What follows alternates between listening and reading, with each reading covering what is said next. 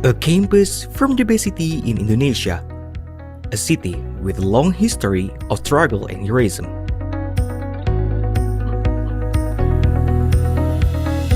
Welcome to Universitas Negeri Surabaya, a university with superior accreditation. Founded in 1964 as a teaching institute for education under the name IKIP Surabaya, to be an educational institution that carries the mandate as university that produces educators.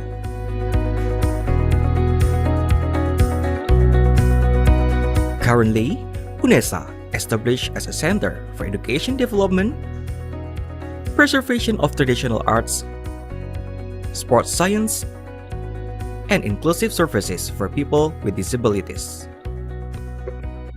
Growing to be a leading university, UNESA now manages 7 faculties consisting of 64 undergraduate study programs, 10 vocational programs, and 31 postgraduate study programs. Bahasa sarjananya nggak mau. The main campus is located in Lidawetan, Surabaya with 7 main buildings. They are Rectorate Building, Board of Learning Development and Quality Assurance Building, and 3 faculty buildings including Faculty of Science Education,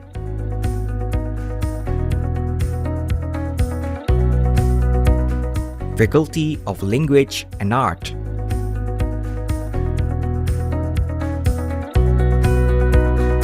Faculty of Sports Science,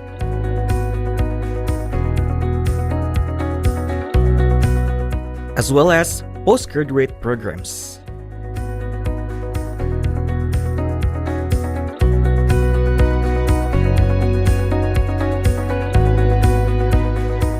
And here is the oldest campus, Ketintang area. There are 4 faculty buildings and 1 vocational program building that includes Faculty of Mathematics and Natural Sciences,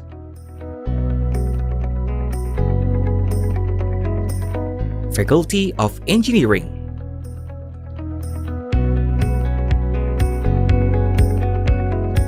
Faculty of Economics and Business,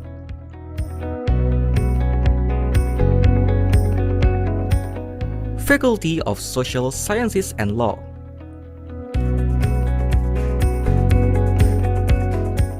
and vocational programs.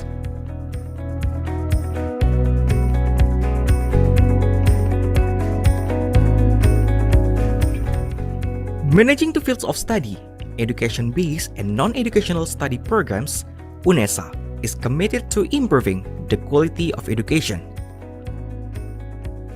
fostering scientific traditions in research, promoting the spirit of community service, collaborating with stakeholders, and performing excellent, transparent, and accountable services.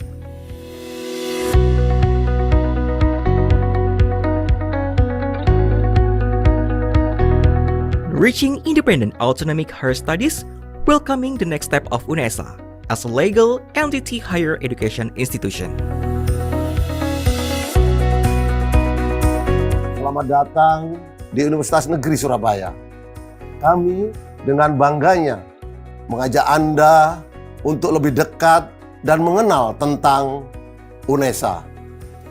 Kami terus berkomitmen tidak hanya menyelenggarakan pendidikan terbaik bagi tenaga pendidik profesional masa depan, juga sangat berfokus untuk menciptakan lulusan yang berkarakter, tangguh, kreatif, inovatif, dan mampu berkolaborasi pada siapapun, berbudaya yang humanis dengan spesifikasi yang unggul dalam hal seni, olahraga, dan pendidikan disabilitas yang komprehensif.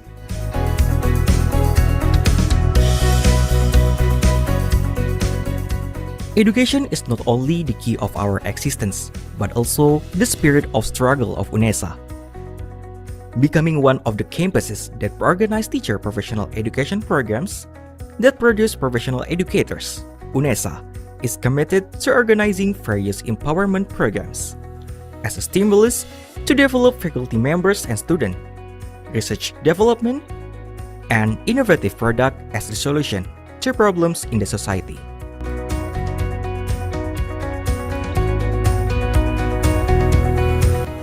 UNESA, House of the Champions. A supportive ecosystem in producing competitive and well-qualified human resources with global perspective to compete on both national and international levels. In order to create a healthy learning ecosystem, UNESA continue to provide the best service with various quality facilities, national or international scale in the field of education, science, and sports. UNESA continuously commit to provide an outstanding service and friendly for people with disabilities. Supported with adequate facilities and infrastructure, a competitive environment, and a continuously moving to create a conservation campus. Futsal International Sports Arena, Container Students Dormitory, Sports Center, Language Center, Geraha UNESA, Student Activity Center, Jogging Track, Equestrian Field, International Basketball Arena,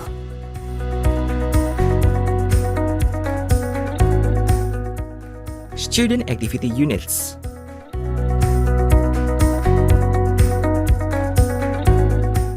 Art Development,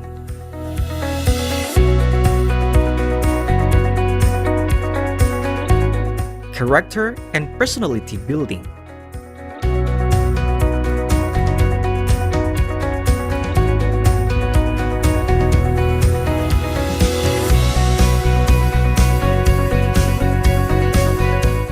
Sports,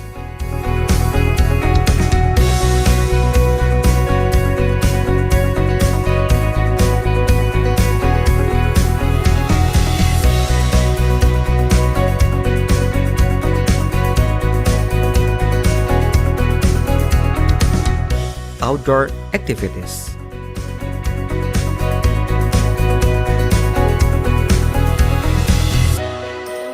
UNESA, UNESA, UNESA, UNESA, UNESA, UNESA, UNESA.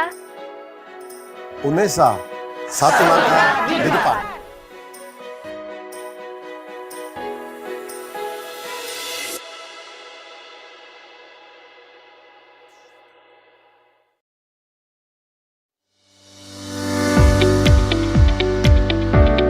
Selamat datang di Pasca Sarjana Universitas Negeri Surabaya. Sudah lebih dari 40 tahun Pasca Sarjana UNESA ini berdiri, dan kami terus berkomitmen untuk meningkatkan kualitas dalam rangka mewujudkan cita-cita untuk meningkatkan pendidikan yang inovatif, yang berbasis pada keilmuan, dengan tidak meninggalkan sistem tata kelola yang kredibel, transparan, akuntabel, dan bertanggung jawab. Faktor kuncinya adalah pasca sarjana harus terus berupaya meningkatkan layanan tridharma, yaitu melaksanakan proses pendidikan yang inovatif dan memerdekakan, melaksanakan penelitian dengan pendekatan multidisiplin, interdisiplin, dan transdisiplin, serta mengimplementasikan hasil-hasil penelitian dan pengembangan melalui pengabdian kepada masyarakat. Kami telah mengelola banyak program studi, puluhan program magister dan program doktor, baik kependidikan maupun non-kependidikan.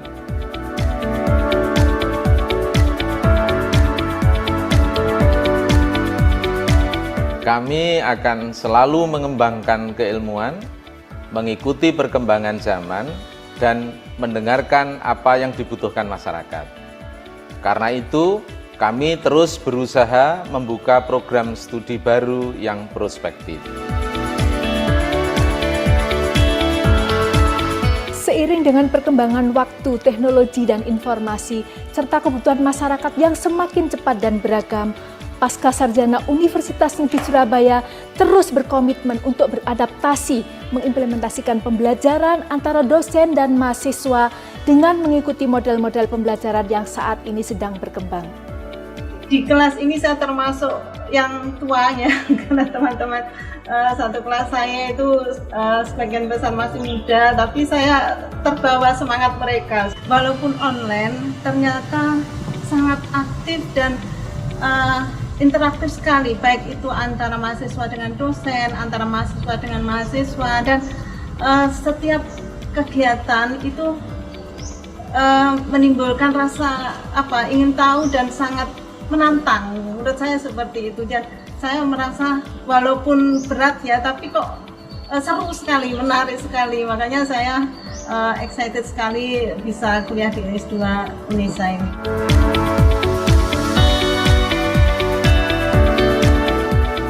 Khususnya pada penguatan ilmu, kami akan selalu melakukan upaya-upaya peningkatan pada bidang penelitian untuk mewadahi para inovator, ilmuwan, dosen, mahasiswa untuk mengembangkan gagasan-gagasan yang lebih dinamis, beragam, dan memberikan lebih banyak kontribusi dalam rangka menjawab tantangan dan permasalahan kehidupan yang lebih beragam dan semakin kompleks.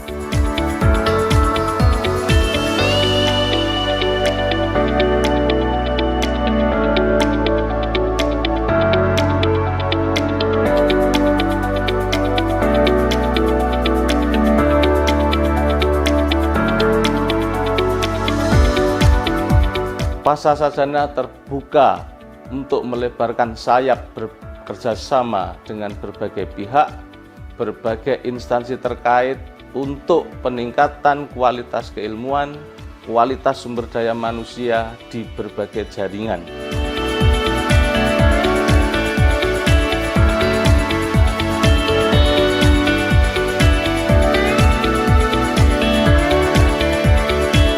Untuk mendukung proses perkuliahan yang lebih berkualitas, kami berkomitmen untuk meningkatkan dan menambah kuantitas fasilitas untuk pendidikan, khususnya dalam rangka mengoptimalkan produktivitas dan proses pembelajaran.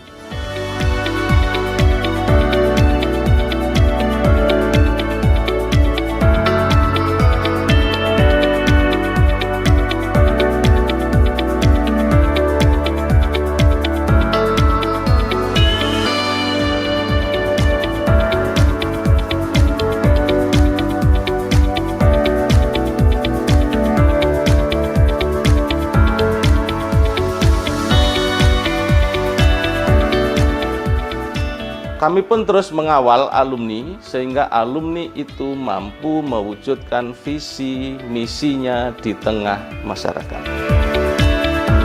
Bukan hanya kita menambah gelar, tapi menambah ilmu pengetahuan. Walaupun kita bukan dosen, ya, lanjut jenjang atau melanjutkan pendidikan itu juga sesuatu hal yang wajib ya, karena sifatnya adalah menuntut ilmu ya, itu wajib bagi kita semua. Jadi setelah saya lulus S3 TP ya, saya merasakan manfaat yang luar biasa. Dulunya dalam mengajar, saya pribadi tidak paham ya, rupanya ada ilmu atau teknologi pembelajaran ya, bagaimana transfer knowledge, kemudian bagaimana menyusun dari menyiapkan rencana pembelajaran, sampai nantinya bagaimana transfer knowledge, bagaimana evaluasinya. Itu kami dapatkan dari kuliah di S3 TP. Pasca Sarjana tidak hanya menjadi tempat untuk menambah gelar, kami berkomitmen juga untuk menghadirkan tempat di mana kita dapat mempertajam pemikiran, meningkatkan keilmuan, dan memperluas kerjasama. Dari tempat ini, kita bisa belajar, bertukar pemikiran dan pengalaman dari perspektif yang berbeda dengan semangat Unesa satu langkah di depan untuk Indonesia maju, Indonesia bertumbuh.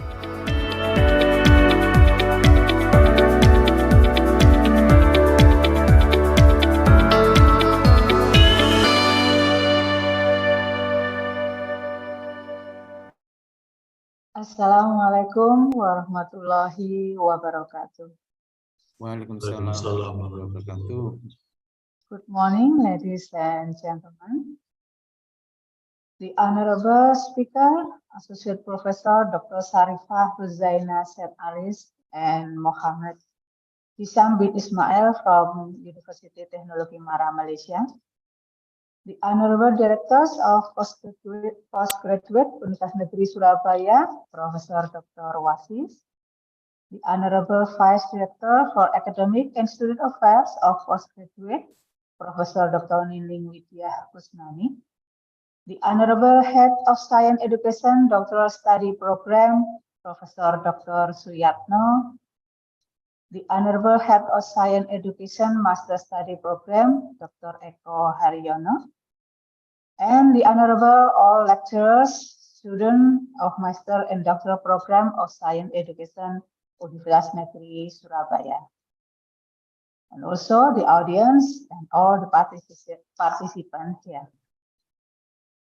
First of all, let us express our gratitude towards Allah Subhanahu wa Ta'ala, the Almighty, who's always blessing us so that we all can be here in a good condition and happy. Secondly, may peace be upon our Prophet Muhammad Sallallahu Alaihi Wasallam, who has guided us into right ways of life.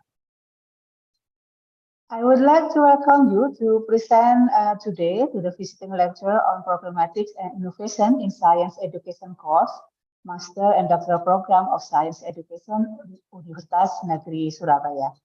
I am Dian Novita, a Master of Ceremony and moderator of this event.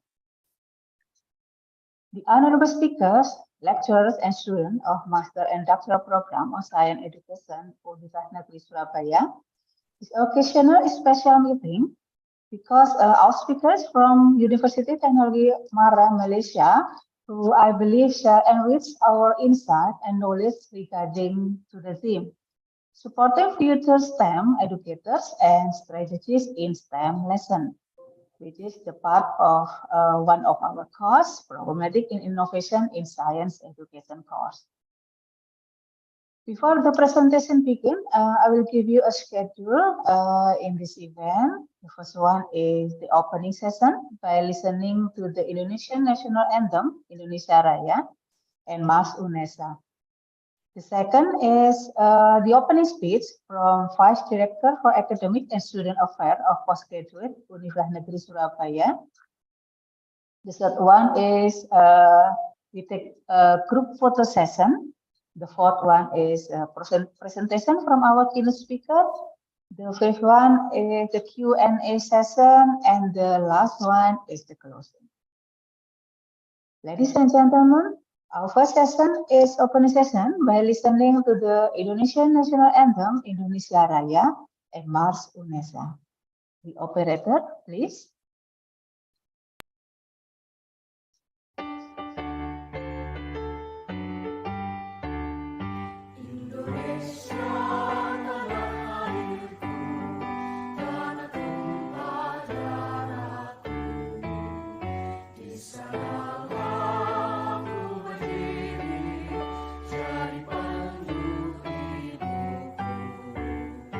Indonesia, bangsaku.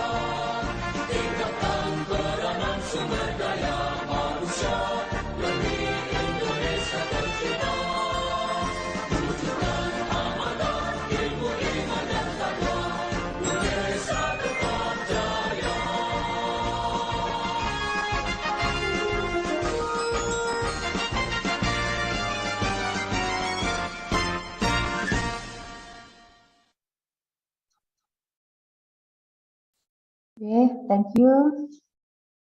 Okay, the second agenda is the opening speech from Vice Director for Academic and Student Affairs of Postgraduate Universitas Negeri Surabaya, Profesor Dr. Nining Widya Kusnani.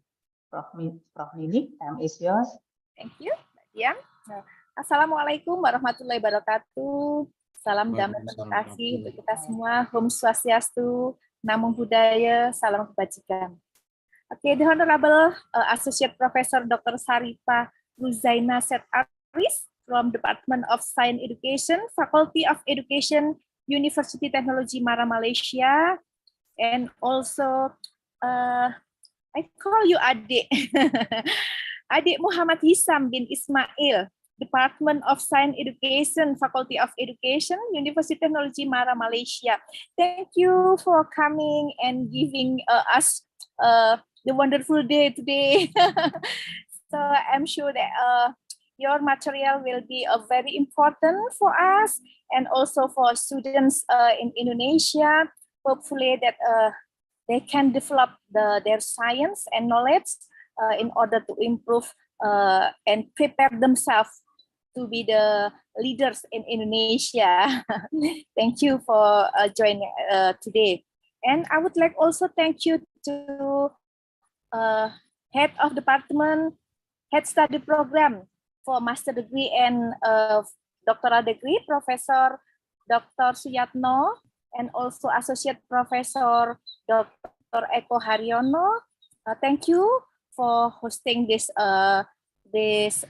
agenda, and also thank you for Senior Lecturer Professor Budi Jatmiko, Associate Professor Imade Sanjaya, and also students and all the participants who join us the visiting lecturer today.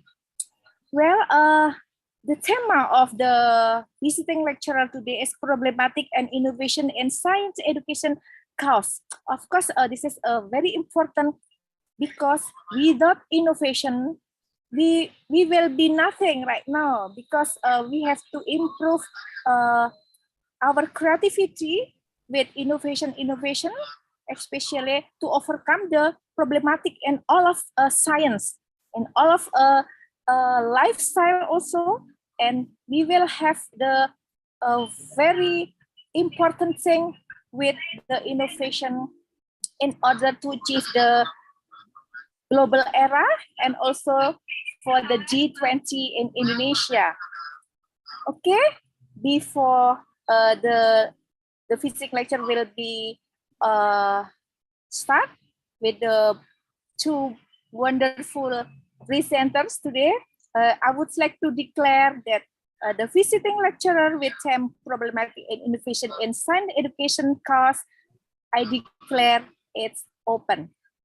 Wassalamualaikum warahmatullahi wabarakatuh.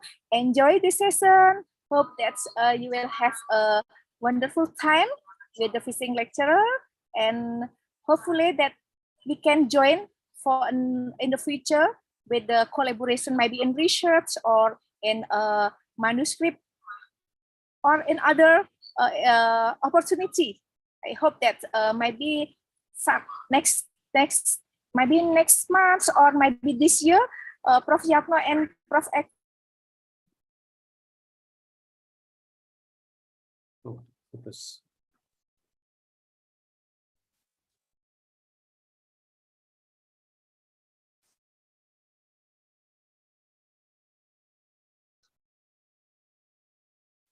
Terputus ya, Bu Dian.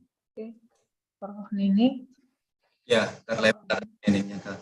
Oke. Jaringannya mungkin yang kurang bagus. Okay, thank you, Prof. Nining, for the greetings. The third agenda is a group photo session. So everybody, please open your camera and give a pose for a group photo session. Operator, could you please help us to take the photo, please? Oke, mohon izin Bapak Ibu mungkin bisa menyalakan kamera. Please open your camera. I will take a screenshot. the slide 1. Okay, 1, 2, 3, and the second slide or the last slide. Okay, nobody's opening the camera. Okay. Okay, thank you, Bu Dian. Okay, thank you, Pak Alam. Okay, everybody. The next agenda is the main agenda which are waiting for.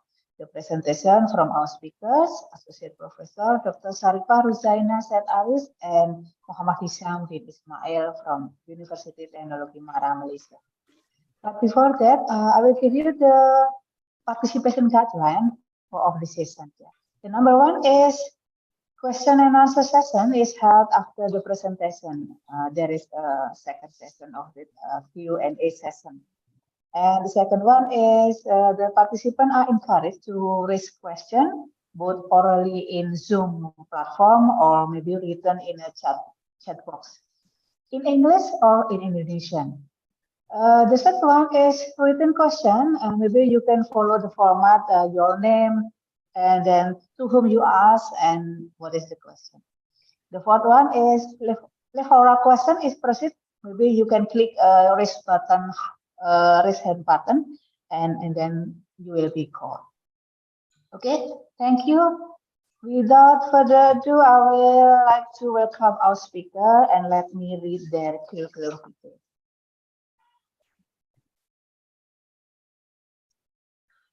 Bismillahirrahmanirrahim. Can you hear me, everyone? Yeah. Yes. Yes. Okay. Yes, I do. Yes.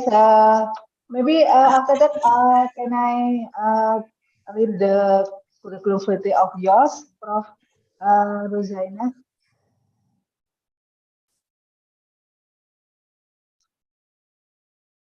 Okay, thank you. This is our first speaker, Professor Dr. Sharipah Ruzaina Syed Aris, currently is the Dean at the Faculty of Education, Universiti Teknologi Malaysia. She was once a member of Faculty of Applied Sciences as a chemistry lecturer from 1996 until 2010. Prior to her current position as a dedicated lecturer in the Faculty of Education from 2010 until now. She has several publications, research projects, as well as silver and bronze medal in innovation and invention and innovation competition, bearing her name in natural products. Her research interest is in the field of human information processing cognitive science, misconception in chemistry, teaching and learning approach in chemistry, and alternative assessment.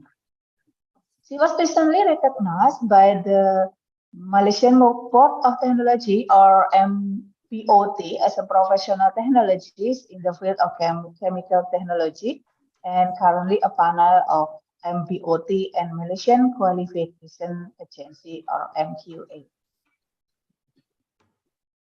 And this is our second speaker, Mohamad Hisyam bin Ismail. He is a senior lecturer in Science Education Department, Faculty of Education, Universiti Teknologi Malaysia. Currently, he is the end of semester of his doctoral degree in Science Education at the University of Malaya. He studied his vocation on integrated STEM instructional practices for secondary science learning through scientist, teacher, and student partnership, or STSP. There are a lot of publications that focus on science education, and the research area is STEM education, chemistry education, and teaching and learning. Okay. Thank you. For Professor Dr. Sharipah and Mohamad Hisyam, maybe your presentation time is about 60 minutes. And after that, there is a Q&A session about 15 until 30 minutes. Thank you. Well, time is yours. Bismillahirrahmanirrahim. Assalamualaikum. Let Hisyam share screen first. Okay. The slides there. Slideshow, Hisyam. Yes. Okay, thank you very much. Okay, Bismillahirrahmanirrahim. Assalamualaikum and good morning to all professors from UNESA. To name few, Prof. Nining, Prof. Eko, Prof. Budi, Prof. Prof. Suyatno, and to all participants, students, anak-anak, who are with us this morning. Both me and Hisyam are from Department of Mathematics and Science Education, and actually Mr. Hisyam was my good students back then. How it shows that he is much younger than me, and he is inshallah as a future PhD holder, soon, very soon. So we would like to convey our appreciation to the organizers, particularly Prof. Suyatno, for inviting me and Mr. Hisyam to share our perspective on STEM education. I'm hoping that this is the start of our future partnership, and I anticipate there's a lot of potential partnership, as what been mentioned by Prof. Nining just now, that waiting for us in the future, inshallah. Right? Okay, so let's begin with the next slide, Hisyam. Okay, before I begin, I think let me introduce our university, Universiti Teknologi Mara. For those who this is your first time, okay, know about this university, or the acronym UITM. So we are the largest university in Malaysia with a total students enrollment of more than 160,000. And the Faculty of Education, where me and Hisyam come from, is one of the UITM's 36 academic entities. So you can see that we have been established more than 60 years ago, and we have that more than 526 academic program, and we have actually graduated almost 1 million graduates, around not only in Malaysia but also international students. Okay, in the next slide. All right, so this is the map that depict the location of each campus or branch in Malaysia. So you can see that we have campus or branch almost all, in fact, almost all of our negeri lah, we call it, in Malaysia actually. Okay, in comparison to other faculties at Universiti Teknologi Mara or UITM, our faculty, Faculty of Education, is fairly young, and this year, actually in year 2022, is a mark of our 21st anniversary. I think compared to our faculty of education, I think Fakultas Ilmu ataupun Fakultas Pendidikan UNESA much experience compared to our faculty. So I think this is a very good start, so that we can learn a lot from you, in order for us to produce young generation, teacher generation that will help the new development of our society in the future, inshallah. Okay, next slide. Okay, this is where we stand, and we have reached this position last year. Okay, next slide. And a bit introduction of Faculty of Education. I think it's unfair if I don't introduce to you, our audience, about our Faculty of Education. So basically we have 15 academic program. You can see in the slide, there's a TESOL foundation that prepare our students to enroll in our bachelor degree. So we have like 7 bachelor degree program: TESOL, Arts and Design Education, Physical and Health Education, Science Education, Biology, Science Education, Physics, Science Education, Chemistry. For information, both of us, both Hisyam and me, are from background, a chemistry background, and we also have bachelor education in science education, maths, yeah, and we have master degree. Unfortunately, we don't have yet master of science in science education, yeah, master of science education, and inshallah the planning is in the pipeline. So we hoping that maybe in 2 years' time, we can come up with a new program for Masters in Science Education or STEM education. Yeah, and we also have graduate diploma. This is actually to prepare or to enhance, to upskill those teachers that are actually in schools or in higher education, so that they can upskill, reskill their, especially in pedagogy, in assessment, and so on. Yeah, so we are offering postgraduate diploma and also doctoral degree, PhD in education. So we are really hoping that in the future we can have like students from Indonesia, or maybe we can have like what we call that, students mobility, exchange students in postgrad, for example, in the future. So hopefully that will happen in the future, inshallah. Yeah. Okay. Let's move on. And of course, yeah, we are from Faculty of Education, both of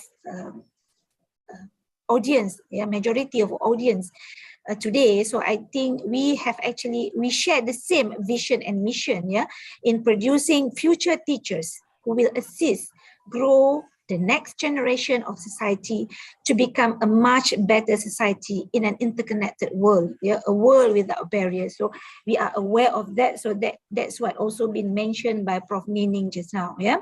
Okay. So what I would like to highlight is some of our efforts, yeah, to show our unwavering support for STEM education, since we believe that it will build a skill set that emphasizes critical thinking and problem-solving ability.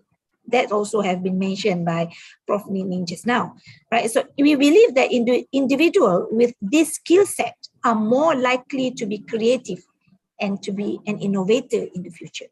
Right? Similarly, a country's ability to discover and produce new goods is critical to its economic prosperity and stability. And because the country's economy is fully dependent on new technological, scientific breakthrough, that is the role of STEM in emerging countries, and that is very critical. And I will not discuss the definition or role of STEM. I'm sure everybody here knows the role of STEM, the definition of STEM, where I'm not going to emphasize on that. However, the focus will be on our endeavor to ensure the long-term viability of STEM education based on what I have mentioned just now. Now, next slide. Now, for history lovers, the development of science, technology, engineering, and mathematics, or STEM, education starts after the launch of Sputnik by Soviet Union in 1957. Okay, I hope everybody, all students, postgraduate students, aware of that. Now, since then, they developed the science curriculum, an initiative to ensure the sustainability of creation of scientists and engineers for future usage, based on the experience that they have during the Sputnik by the launch of Sputnik by Soviet Union. They feel like this is something that they need to work on how they're going to create a very good curriculum in STEM education. So rapid change of business challenge, globalization, especially after the World War II. So this is a history I would like to share with, especially for postgraduate students, that require the world to produce generations of scientists and engineers, who are creative, innovative, and this is one of the methods is by introducing STEM education, right? So the needs for STEM education become essential as the requirement of new skills and expertise to face new challenge of globalization and knowledge-based economy. So the STEM education, like I have mentioned earlier, the encompass of science, technology, engineering, and math that need to be integrated in a nice manner not by what we call it silos kind of approach, no, right? So the main aim of STEM education is to produce human capital that is able to utilize interdisciplinary. Some people call it like interdisciplinary, some people call it multidisciplinary, some people call it transdisciplinary. But whatever it is, right? So it must amalgamate a beautiful integration of the fields of what I have mentioned just now, the science, technology, engineering, and mathematics that be utilized to apply approach in problem solving. Yeah, so it is evidence that STEM education, teaching and learning processes are able to enhance critical thinking and problem solving skills in learners. Yeah, all right. Now, so these skills are necessary to ensure the learners are able to think critically. I have mentioned this. I think this is the third time I've mentioned about this, which eventually stimulate innovative thinking, right? So changes necessitate a society, especially now that we live in an interconnected and volatile world, VUCA world. Yeah. Now, so STEM is a national agenda in Malaysia. Yet in the Malaysia Education Blueprint, preschool to post-secondary education, so they have emphasized STEM. It's been mentioned explicitly as a specific initiative to be taken by the ministry, not only Ministry of Education, but to all educators. Yeah. So the initiative is to strengthen STEM education as to produce quality and sufficient human capital in STEM to drive the economy, because we believe in that. There's a lot of journals saying that the importance of STEM education to build nation. Yeah.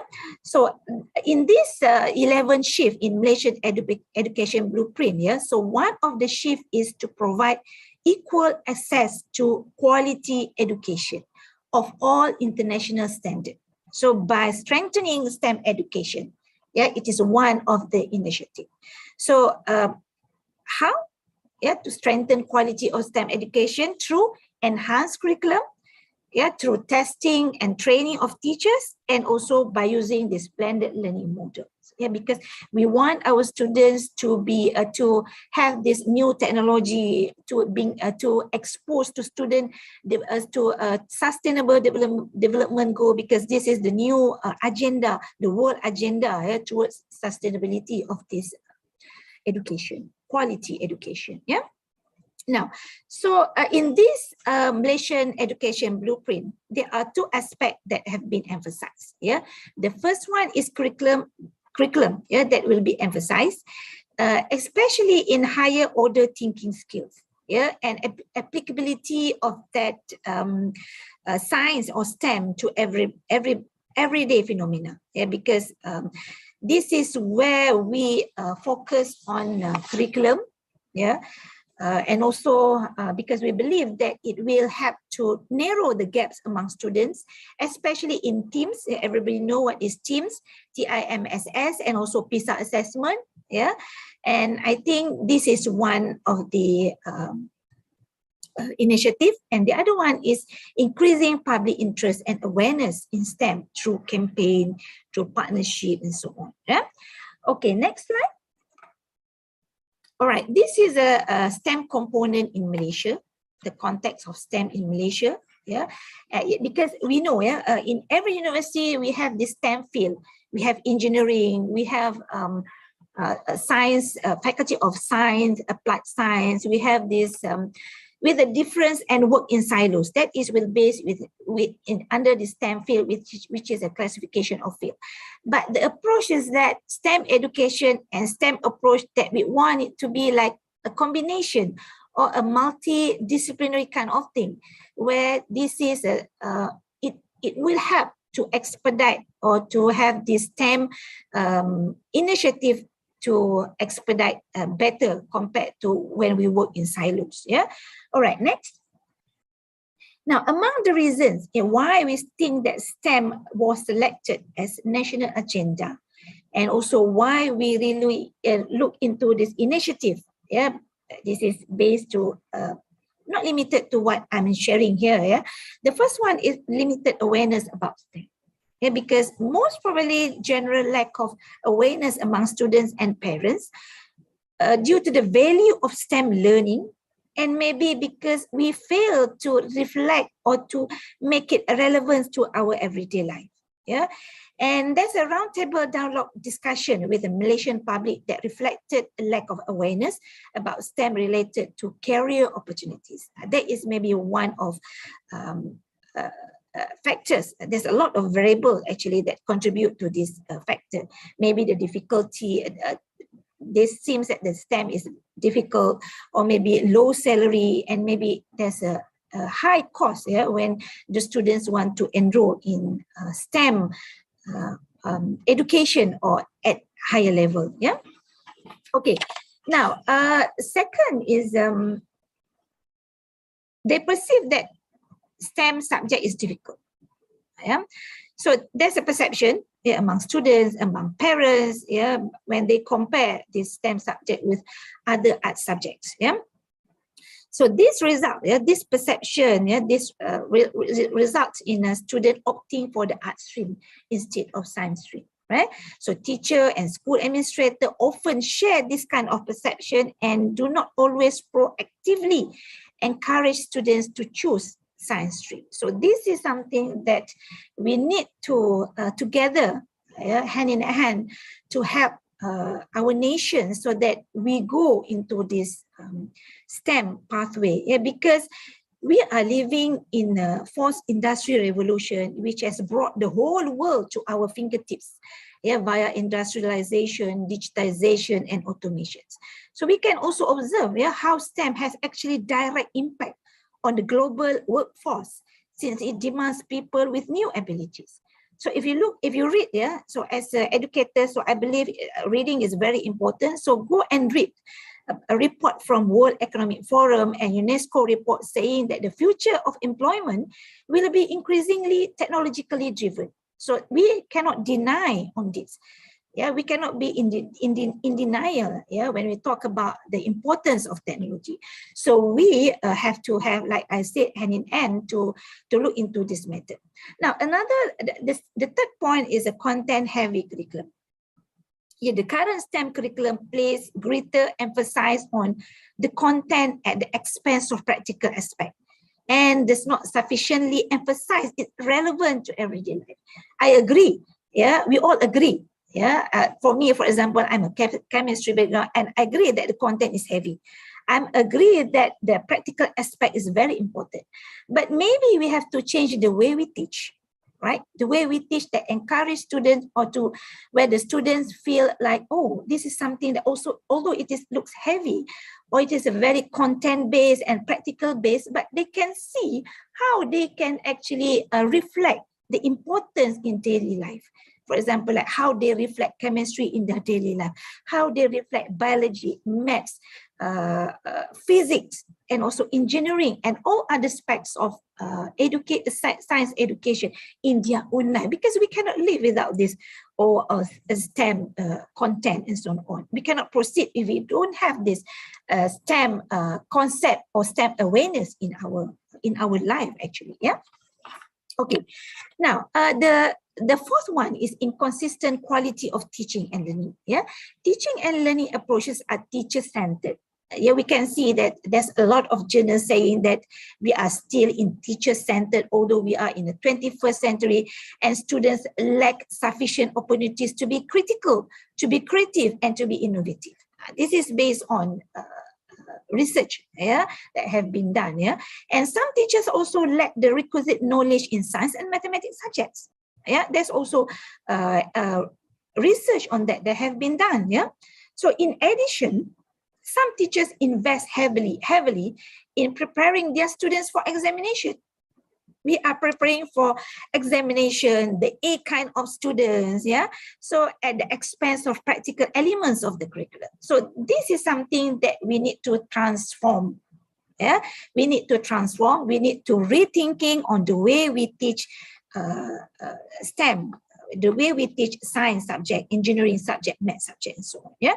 So STEM educators should allow students to understand the whole world by making conceptual models and growing their visual and conceptual understanding of an idea.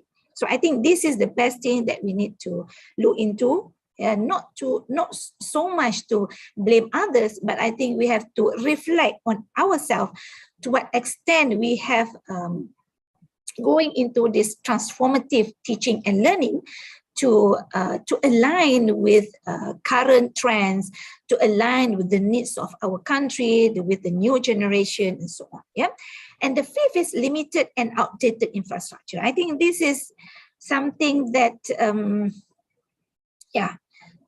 we cannot deny, because some schools with science lab, they are no longer functional, and some are lack modern equipment and facilities, which make effective STEM teaching and learning more difficult to provide, particularly via utilization of actual lab work, and has an impact on students' interest. So this is something that sometimes it's difficult for us to convince other people's up there that the importance of the importance of things that we need to embark the new transformation, because we feel that this is very important, because Malaysia has actually project that 60 in science stream, 40 in arts. But until now, I think we have actually moving towards that direction a long time ago, but until now we still do not reach that percentage 60-40 science,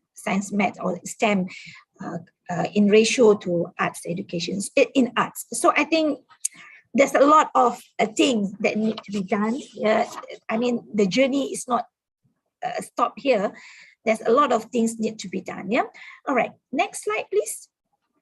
Now, so this is what we call as a from cradle to career. Yeah, where we can see that the framework was constructed using learning theories, situated cognition theory, and pedagogies that will lead to achieving key learning outcome. You can see from kindergarten, primary, lower secondary, upper secondary. So this is the role of a student, role of educators. So what the modality from the role of each of us students and educators, where we focus from the kindergarten until actually with the help of industry and also community. Because to play this role, students and educators alone, not enough. Yeah, the engagement comes from the industry and also from the community. Yeah, so you can see that in the framework, there's 4 STEM disciplines are connected by block and tackle or foreplay. Yeah, and bounded by the rope of community, like I mentioned just now, the industry and community also play an important for us to implement this STEM agenda. Yeah. Okay. Next slide. Now, STEM curriculum at Faculty of Education. Yeah. Now, traditional teaching and learning practices must be transformed. Yeah, like what I have mentioned in previous slide, to respond to the modern workplace evaluation and prepare the future labor force. Yeah, so the teacher also need to transform. Yeah, his or her role, and new knowledge is continually being revised. Yeah, however, none would be essential if the things that I have mentioned earlier are not focused on the curriculum. So therefore, this is what we do. Yeah, in our faculty, we have introduced a few new courses or disciplines to our present curriculum, to equip our future teacher with the necessary knowledge and skills in STEM education. So these are among the things that we do in our at our faculty, and we also engage in collaborative teaching with industry partners. And so I believe that since UNESA is very much into the STEM education, so I believe that this is a way forward. Yeah, we can have a collaborative teaching. Yeah. Maybe we can have exchange relevant industries from Indonesia and also from Malaysia, and we can have like a collaborative talk because we are in the same rumpun soko. So I think this is our responsibility to strengthen our economy, to strengthen our future generation toward this STEM agenda. Yeah. Okay. Next slide. So we in order, okay, before that, sorry, Hisyam, previous slide, sorry. Now, so in order for us to come up with this, the 5 new courses, yeah, so we interact and receive advice from STEM-related industry players, and also, of course, subject matter expert from a variety of fields, yeah, including science, maths, technology, and engineering. Yeah, because in UITM, I'm sure that's also happened in UNESA. We have varieties of programs, yeah, ranging from technology, science, technology, engineering, and so on. So we hand in hand, we sit together for us to come up with these courses that I have mentioned earlier. And of course, strengthening content, hands-on experience are also a part of the strategy that we use to in order for us to strengthen our curriculum. Yeah. Okay, next slide. Now, not only that, but we also support, yeah, our researchers at the faculty to apply for grants related to STEM discipline and bring research into classroom. That is very important, yeah, because sometimes when we do research, we forget to connect back the research that we done into our classroom. That is something that I think is such a waste, yeah. So I think we should do that and bring our research into the classroom. So we also help faculty members by giving them internal grants and matching grants to increase research and publication in STEM education. So I hope that is one of agenda in the future. Together with UNESA, we can have like matching grant, yeah, for us to move or to helps to emphasize or strengthen the STEM education. Yeah. So listed in the slides are among the grants that we receive related to STEM education. Yeah. Okay, next slide. Now, so these are among, in STEM education, yeah, we believe that teachers, educators, lecturers also play the most important role.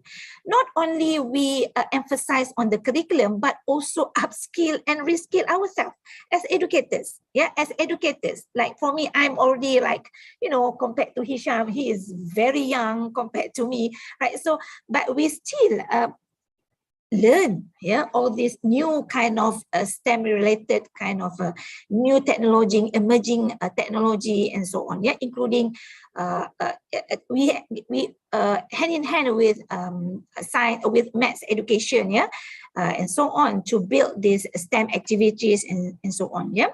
And because without because this is important, we have to equip, like I mentioned just now, not only our students, but also educators. Yeah. Now, without hesitation, yeah, faculty prepared a variety of programs and workshops for our lecturers, yeah, to improve their skills in STEM teaching with the assistance of STEM-related industries. So I think this is what we have. Yeah, I mean, some of activities that we have actually conducted at our faculty by inviting people from STEM background, STEM related industries to join hand in hand with us. Yeah. Okay, next slide. This is another STEM activities, yeah, where we engage with Ministry of Energy, Science, Technology, Environment and Climate Change, or MESTEC, yeah, and Ministry of Education to come up with a science tech. Actually, this is what we call that annual event, yeah, Hisyam. Unfortunately, due to this pandemic, so I think inshallah maybe next year we will proceed, or we will continue with this science tech, and maybe we will invite our partner international next time, inshallah, next year. Yeah. So this is an annual kind of event that to promote STEM at our faculty. Yeah. Okay, next. The Ministry of Education, yeah, reported that the percentage of students graduated from science stream, yeah, including technical and vocational program, are on a decline. So I can see that UNESA also offered vocational program just now. I can see in the video just now. Yeah. So I think why the main objective of this initiative is the first one to increase awareness and culturation in STEM among students, yeah, teachers and community through STEM program. Yeah. Secondly, smart partnership. We need to have a smart partnership and collaboration with industries because they are the person that actually know better about the new development technology and so on, because the fast changing in technology and so on, they know better. Yeah. So I think having a smart partnership with industries and also public and private agencies is a way forward.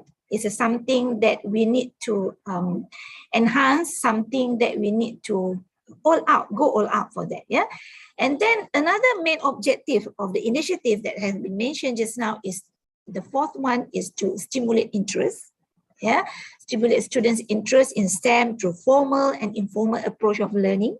Because sometimes when we are into this too focus on academic is sometimes students decline because they could feel the burden, the heavy kind of content. So I think we can try using this informal approach of learning, yeah, to help gain our students.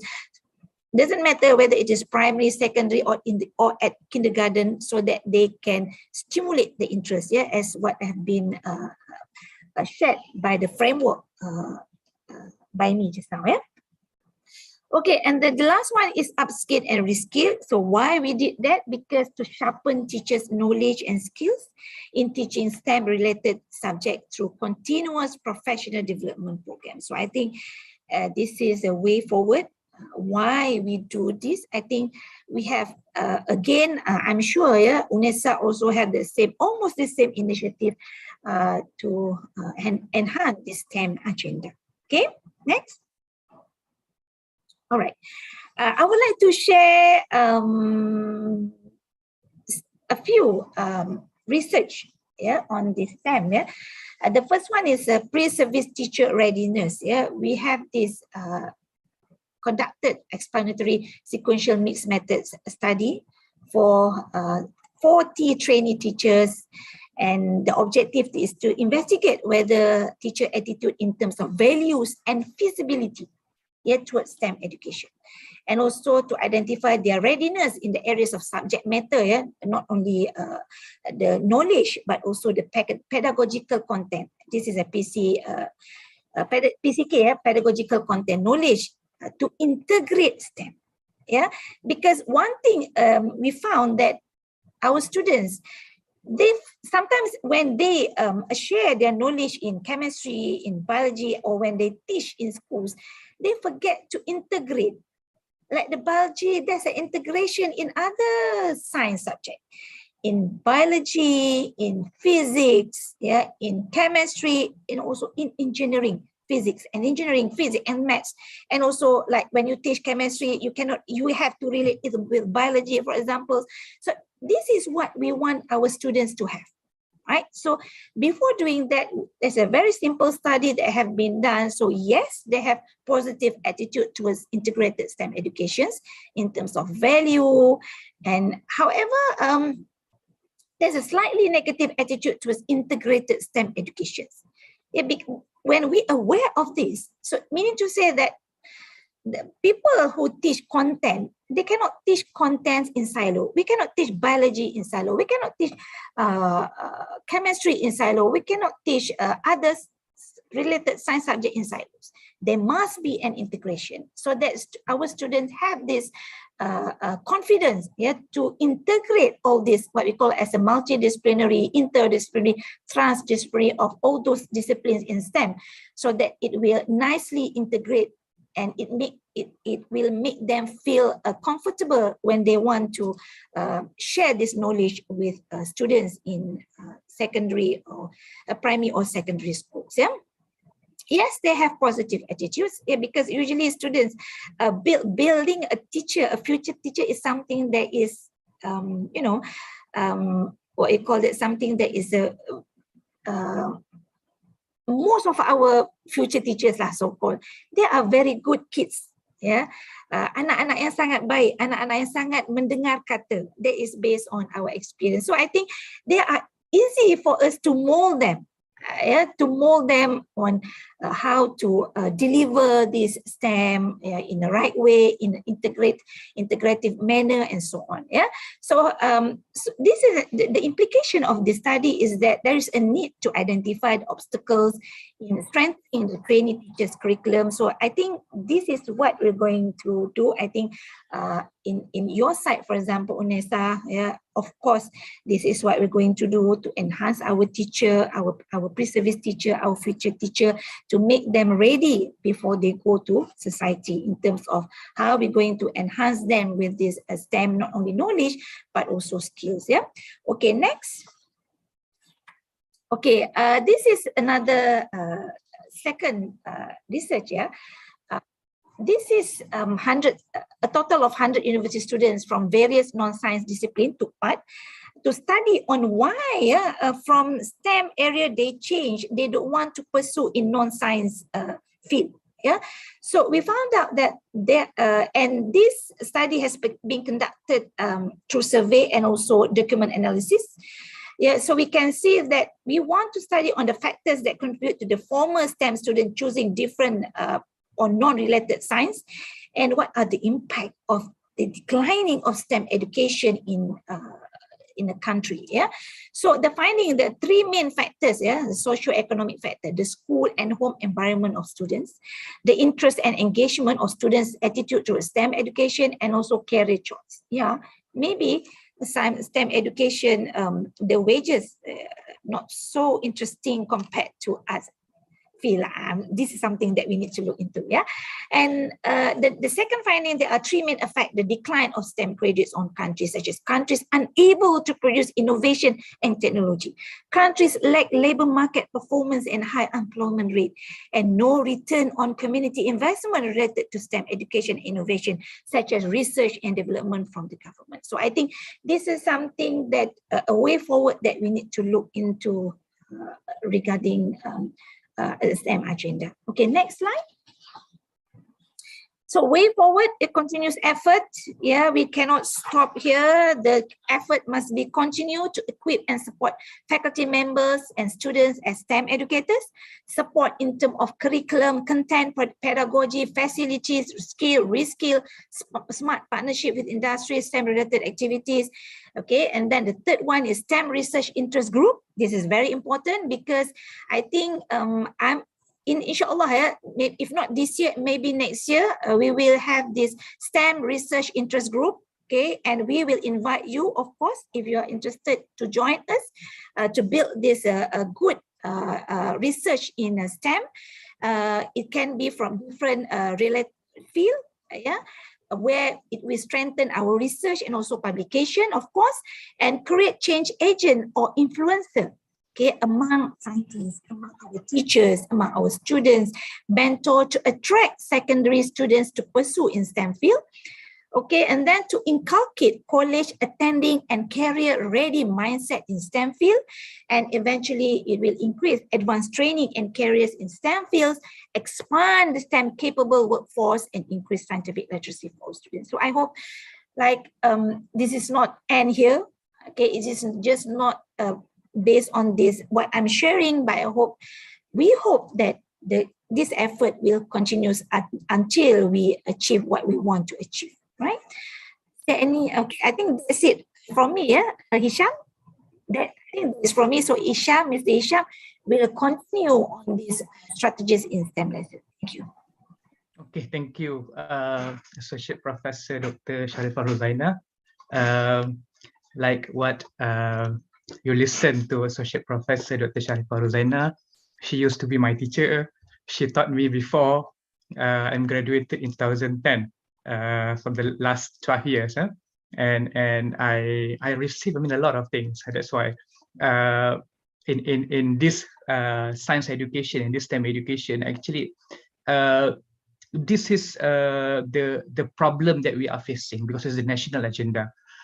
If you listen to what Associate Professor Dr. Sharipah Ruzaina mentioned just now, the declining trend in terms of the number of students who choose to be in this science field, STEM field at upper secondary school. Upper secondary school in Malaysia is SMA, sekolah SMA, sekolah menengah atas in Indonesia. Because of to be in this STEM field, to choose, I mean, in this science stream, they have to make sure that they fulfill certain requirement. But what make it worse, some students, even though they fulfill this requirement, but they choose not to be in this STEM science stream at upper secondary school. So that's why we feel like we need to do something, because again, like what being mentioned just now, the nation economic really depend on preparing many students to embark into this field. Because of now we are moving towards IR 4.0. We are talking about, you know, a lot of things, all technologies. So if we are not preparing our students to be in this field, so it's quite a loss for us, for our country. And I think we have the same problem with Indonesia. And that's why something needs to be done, and not just at secondary level of school, but also at tertiary level. That's why, because we are from Faculty of Education, we are producing teachers, and we have to make sure that the teachers that we are going to produce is something like, you know, equipped with interesting pedagogical content knowledge, and also can something like develop students' interest in science, learning science. So because of that's the most important part. So what I want to share today is one of the strategy in STEM lesson. I just choose one strategy. It's a very specific strategy, because this is also part of my PhD study. And we call this as a Scientist Teacher Students Partnership, or STSP, Initiative for Integrated STEM Lesson. And talking about this STSP, so what is STSP? Okay, this is the general framework. I think everybody who do or read about STEM education, you will see this framework. And this is actually the common and what we call the most the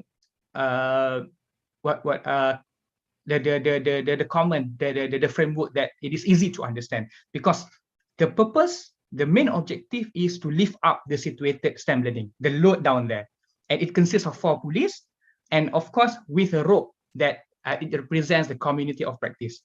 And without somebody to push that rope, so the pulley are not moving, and the load, which is the situated STEM learning, not going to be lifted up. So we have all these things, but who's going to push? Who's going to pull the rope? So this is actually the initiative that comes from us. So what we are doing now, that's why you see what Associate Professor Dr. Sharipah Ruzaina mentioned just now, because of her background is in science education, and currently she is Dean. So that's why we have a lot of science education program, because we want to make sure that we are hand in hand with the Ministry of Education together to tackle the problem they are facing by our country. And by having this, what is STSP, Scientist Teacher Student Partnership? It is referred to tripartite collaboration among upper secondary science teachers, universities, and industry scientists, and also science students. And it is actually an avenue for the partner to learn from each other and team up in developing instructional practices that best advocate meaningful learning, interest, and STEM skill. Again, because of we have teachers in school. Teachers, we know they are really expert in their field. They're expert in terms of the content knowledge. They're expert in terms of, you know, the educational field. But then maybe they are lacking in terms of knowing something like the current discovery in terms of the science and so on. That's why we need scientists. Scientists who is experienced about the real world problem, who is experienced about the current trend in the rapid change world that we are facing right now. So by hand in hand between the scientists and the teachers, so they can sit together, they can utilize their expertise in come out with something like a meaningful learning on the STEM integrated STEM lesson. And again, the main objective for this project is to connect promote and also train. Connect in terms of the connect, provide relevant contact for secondary science learning to promote students' motivation, interest, and mastery. This is the most important thing because of we want to produce many students that choose this science field and also to work in this field in the future after they graduated, and also to train and also retrain the teachers through continuous professional development. So by having this, the scientists are going to help the teachers. On the same time, the teachers also are going to learn something new from the scientists, and the scientists are also going to school, go into the classroom, and try to help teachers in helping students. So students are going to get a new, fresh perspective about the integrated STEM lesson, and indirectly can give something, a huge impact on their motivation, interest, and also for the mastery of the STEM skill. And this is the framework, what we can do.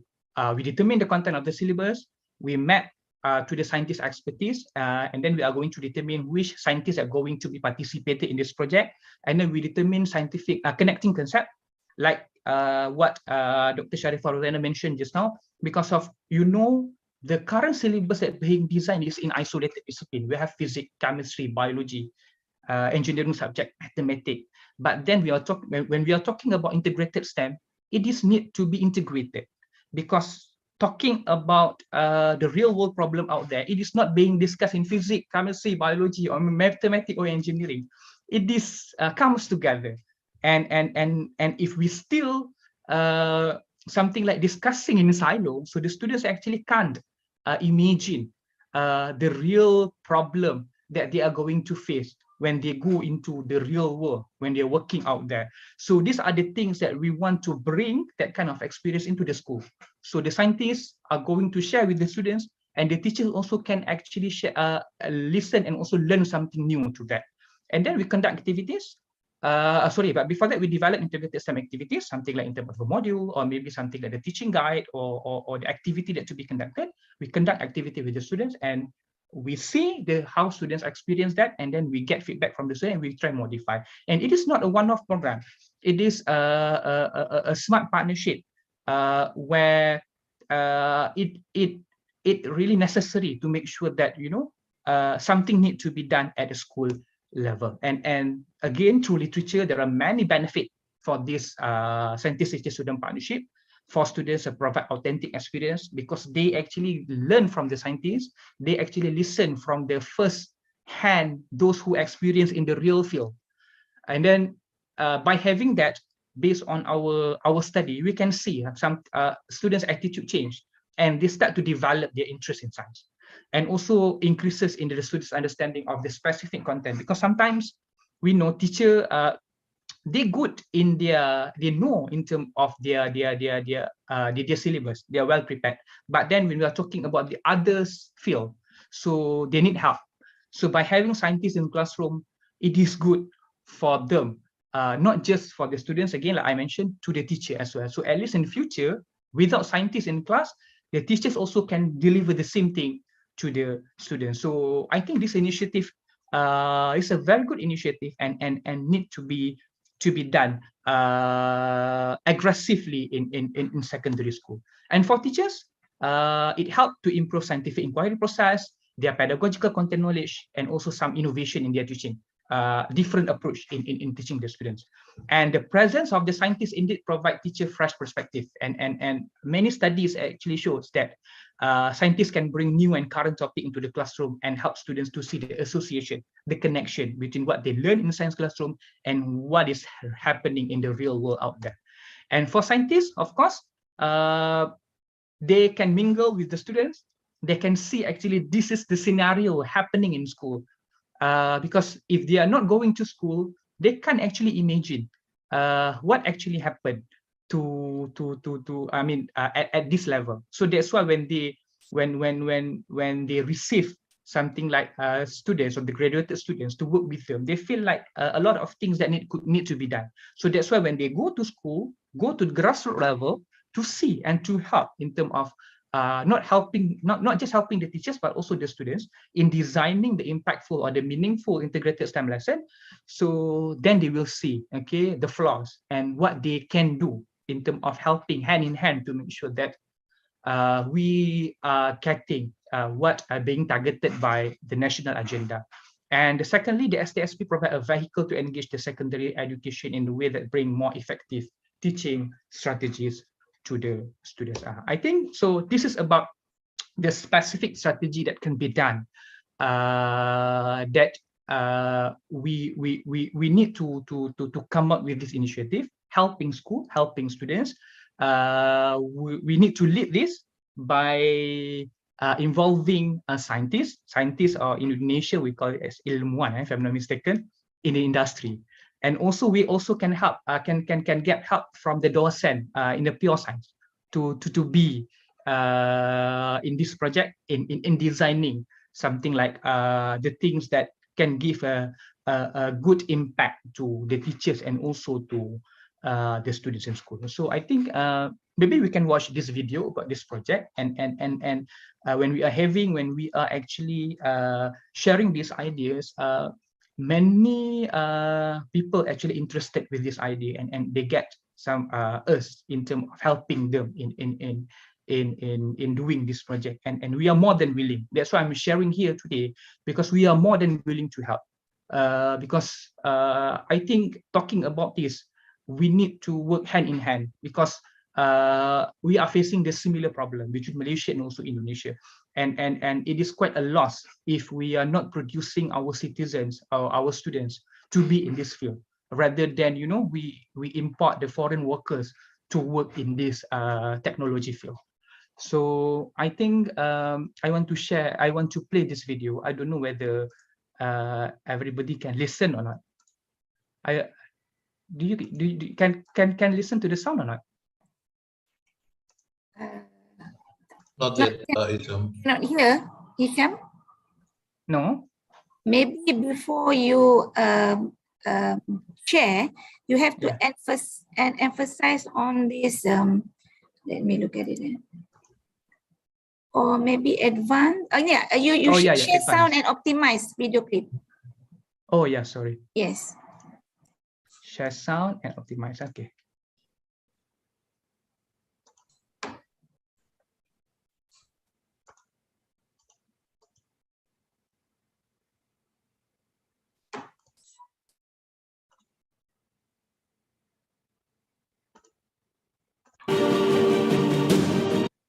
Okay, is it listen? Yes. Oh. Yes.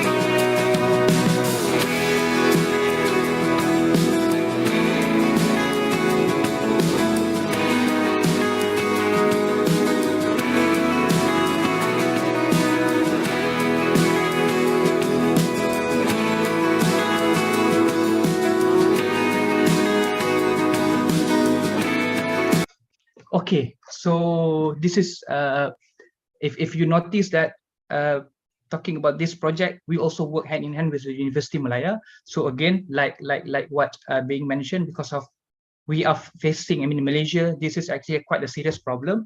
So we are quite, I mean, aggressive in to make sure that, you know, to tackle this at the secondary school level, to make sure that our students are, I mean, developing their interest back in learning science in the future. So I think that's from us. So we can go to Q&A session, inshallah. Thank you. Thank you. For Associate Professor Dr. Sharipah, Ruzaina, Syed, Aris, and Mohamad Hisyam.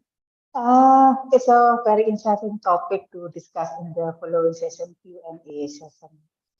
Okay, everybody, I think we have a lot of questions to ask to the speaker directly. Want to ask? Okay, we have here Pak Salamansyah. Is that right? Okay, Pak Salamansyah. Can you ask directly? You can unmute.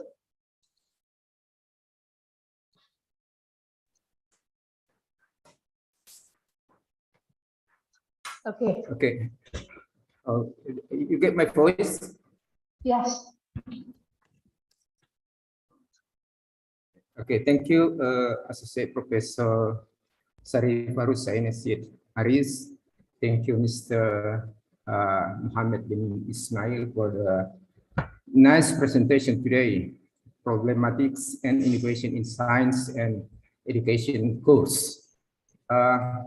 You mentioned very well that you face a problem. I think that's quite similar in Indonesia, that we have also problem declining enrollment in STEM. I am from local government actually. I used to be a lecturer, but in the last 12 years, I shifted to a civil servant in a regency. So I'll try to raise some question about the my perspective from the government officer. You indicate already that the decline enrollment in STEMs in Kenya is well, because of limited awareness, perceived difficulty of STEM subject, content heavy curriculum, inconsistent teacher and learning, and limited and outdated of infrastructure. All right. So, if I'm not mistaken, following your explanation, including the last explanation from Mr. Mohamad, that proposing STSP, Science Teacher Student Partnership, you didn't mention actually what is the role played by the government. I mean, everything only viewing from the perspective of university views. So I don't want to talk about the curriculum. I don't want to talk about teacher, but I want to talk about what they will do after finish their graduate. And is there any job available out there for those students? So that is my consideration. I think if, I mean, this is my suggestion. You need to make just a memorandum of understanding, a partnership between campuses, industries, and local government. Because in local government, actually, one of the task of the local government is, I mean, how to decrease the jobless, how to decrease the even I mean a well-educated student. Sometimes they have difficulty in having a job, and that is what part of the responsibility of the government. So why don't you ask the local government, provincial government, or central government to sit together and discussing how to get out from kind of this problem? Right. That's my consideration, my point of view, my perspective from the civil servant in one agency in Indonesia. Thank you. Okay, thank you, Pak Salamansyah. Okay, maybe Pak Syam or Dr. Sharipah want to answer the question. Doktor nak jawab atau saya nak jawab dulu? Maybe Hisyam, because Prof. Salamansyah referring to your PS. Okay. just now. Talking about the role that played by the local government, okay. One thing, I don't know, this is the Malaysian context, I'm talking about this because of we have been asked to work hand in hand with the local government and also the association and even something like the NGOs out there. And they actually, the industries especially, they actually has certain specific what we call a grant from the industries that to be embarked into, you know, this kind of project that can help students. The grant is specific for the education project. So that's why, like my project actually, besides getting grants, that's why if you notice at the video, through the video, we have sort of certain grant that I have listed. The reason why, you know, we go and we approach the association, the NGOs, the industries to get the grant, because of we want to make sure that when we have that kind of money, so we actually can help to train many teachers, to train many students as well. And the thing is, what the government can contribute can contribute back to those who are actually providing this kind of grant. Normally, they are going to get a tax exemption, so that's why the industries, the local something like the association, NGO, and so on, they have certain amount of allocation in giving that to us. Okay, talking about the work and so on. If in Malaysian context, actually, the job opportunities in this technological field is quite a lot. But then, you know, there is no takers due to the reason that it is a skill. I mean, to those who want to apply for this job, they need a necessary skill, a certain skill. But if many students are moving towards more on art stream instead of in the science stream, so they are not actually learning this kind of, we call as the specific digital skill. So that kind of thing that we think that we need to do something. We need to change the perception, the mindset of our students to be in this field by having this kind of project. The most important part, the main objective is to develop interest and motivation first. By having that, they are going to sustain in this field. And then through that, because of we notice that when they go to at the upper secondary level is SMA, okay, from SMP, sekolah menengah pertama in Indonesia, or lower secondary school in Malaysia, they actually perform well and even they fulfill the requirement to pursue their study in science stream. But then, due to lacking of interest, motivation, they might think that all this is very difficult, like what Associate Professor Dr. Sharipah Ruzaina mentioned just now. So that's the reason they are not pursuing their study in this field. So these are the things that we need to tackle at the first level to make sure that they can change their perception and helping them to have this. Because if you notice, if you can see something like the job stream, the job offer in Malaysia in this field, especially the technological field, a lot of work, but a lot of offer for the students to take. But then again, because of they are not having that skill, so there is no takers on that.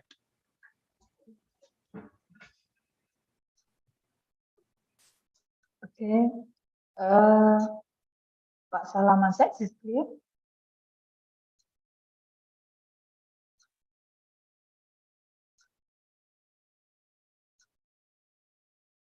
Pak Salamansyah, maybe you can unmute your audio. Okay, ya Pak, adakah saya menjawab? Yeah, thank you. I get your point. Yeah, I just want to share my perspective from the you are working as local in the local government. That when one thing we can do is maybe we have to ask the local government or potential government to provide also a job.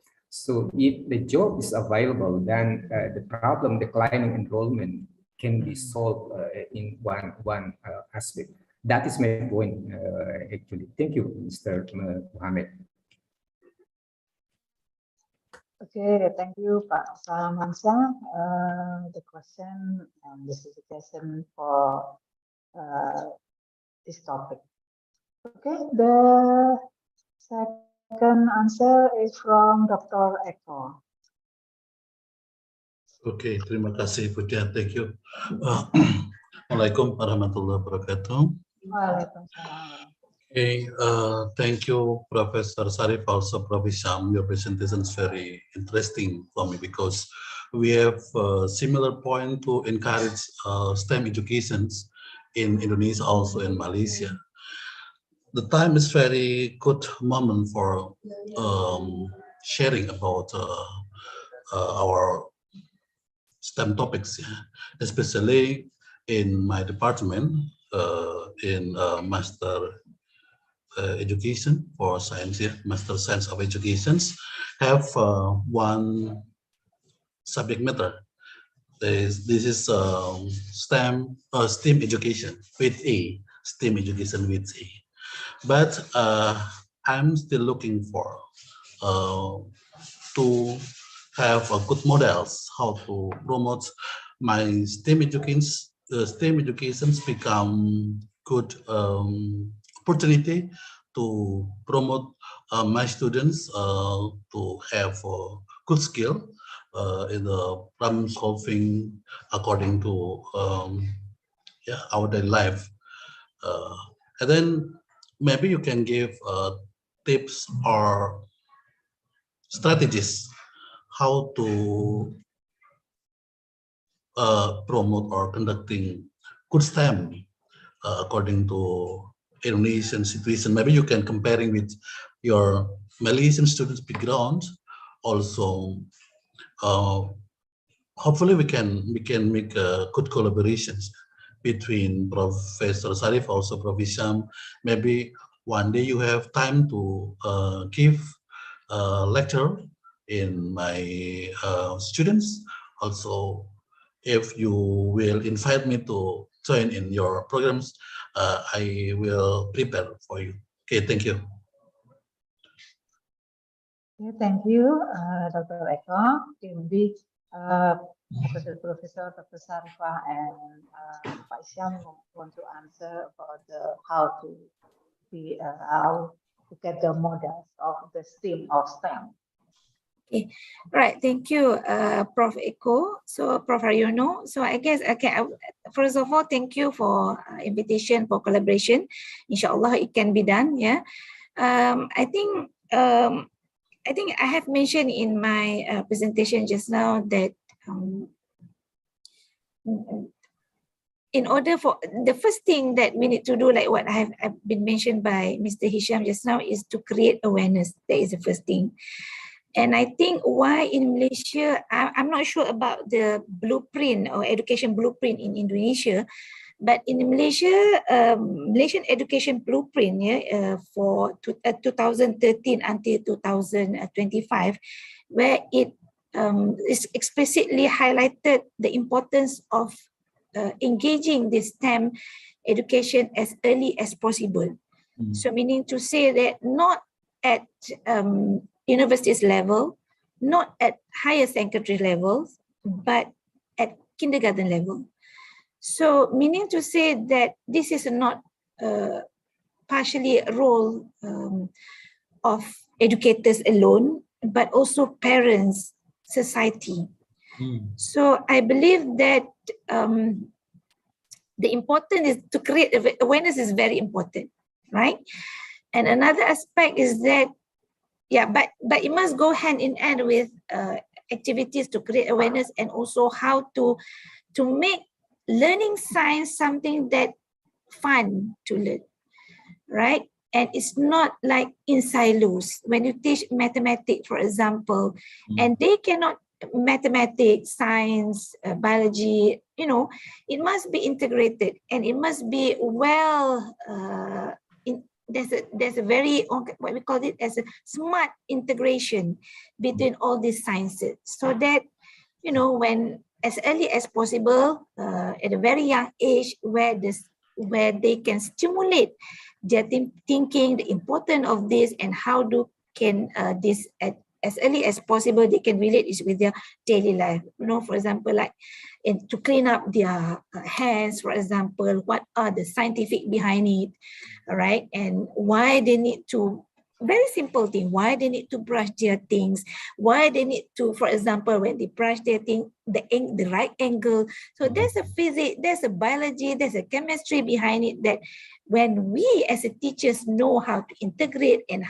know how to explain it beautifully, and I think we will have to increase awareness, and slowly people and society, parents will go and buy in our intention, and inshallah we will reach our destination to uphold this STEM education, to emphasize on this STEM education for the benefits, for the betterment of society and also economy of our country, inshallah. Okay. Thank you, Prof. Sharipah. Yeah. Maybe Prof. Hisyam will give any suggestion for me, because your presentations are very interesting too, like Professor Sharipah. Yeah, because I'm just sharing one of the strategy, but Okay. again, like it is like, yeah, everybody talking about STEM education, and it is impossible within one night. You want to make sure that everybody, you know, can go into, you know, this kind of thing. So we need to tackle the main objective first. Try to look at what is the main problem. Like in Malaysia, we notice that students' interest, students' motivation in learning science, this is actually the things that we need to tackle first. Because when we tackle this problem, and then they have interest, then we can do more in order to make sure they are in this field. So how to tackle this problem? So we notice that by bringing outsider, especially those who are really experienced, they like scientists, when they go into school, we can see students are really enjoy the lesson. Because they get a new perspective from the scientists. Scientists are going to share many things with them. So from there, we can see the differences in terms of the response given by them when they learn. And not just students, the teachers as well. They really enjoy, because of they feel like they are having a new people coming into their class with the scientific, a good science knowledge and also skill to be shared in classroom. So that kind of thing, that we work on that to make sure that, you know, the first objective on getting the students' interest and motivation, so we can actually achieve that objective. So that's the thing. And of course, after that, we can plan with many other projects in order to make sure that we can tackle other things. Okay, thank you, Prof. Hisyam. Terima kasih, Bu Dian. Yeah. Okay, thank you for the question. Okay, after there is two questions about this topic. We have a lot of questions in the chat box, and I think Bu Nurita already gathered the question, and can you help me to share the question?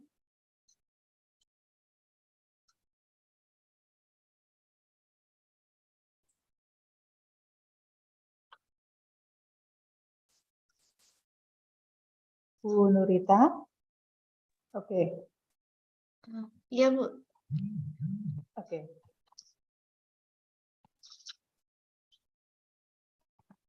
Banyak pertanyaannya. Yeah.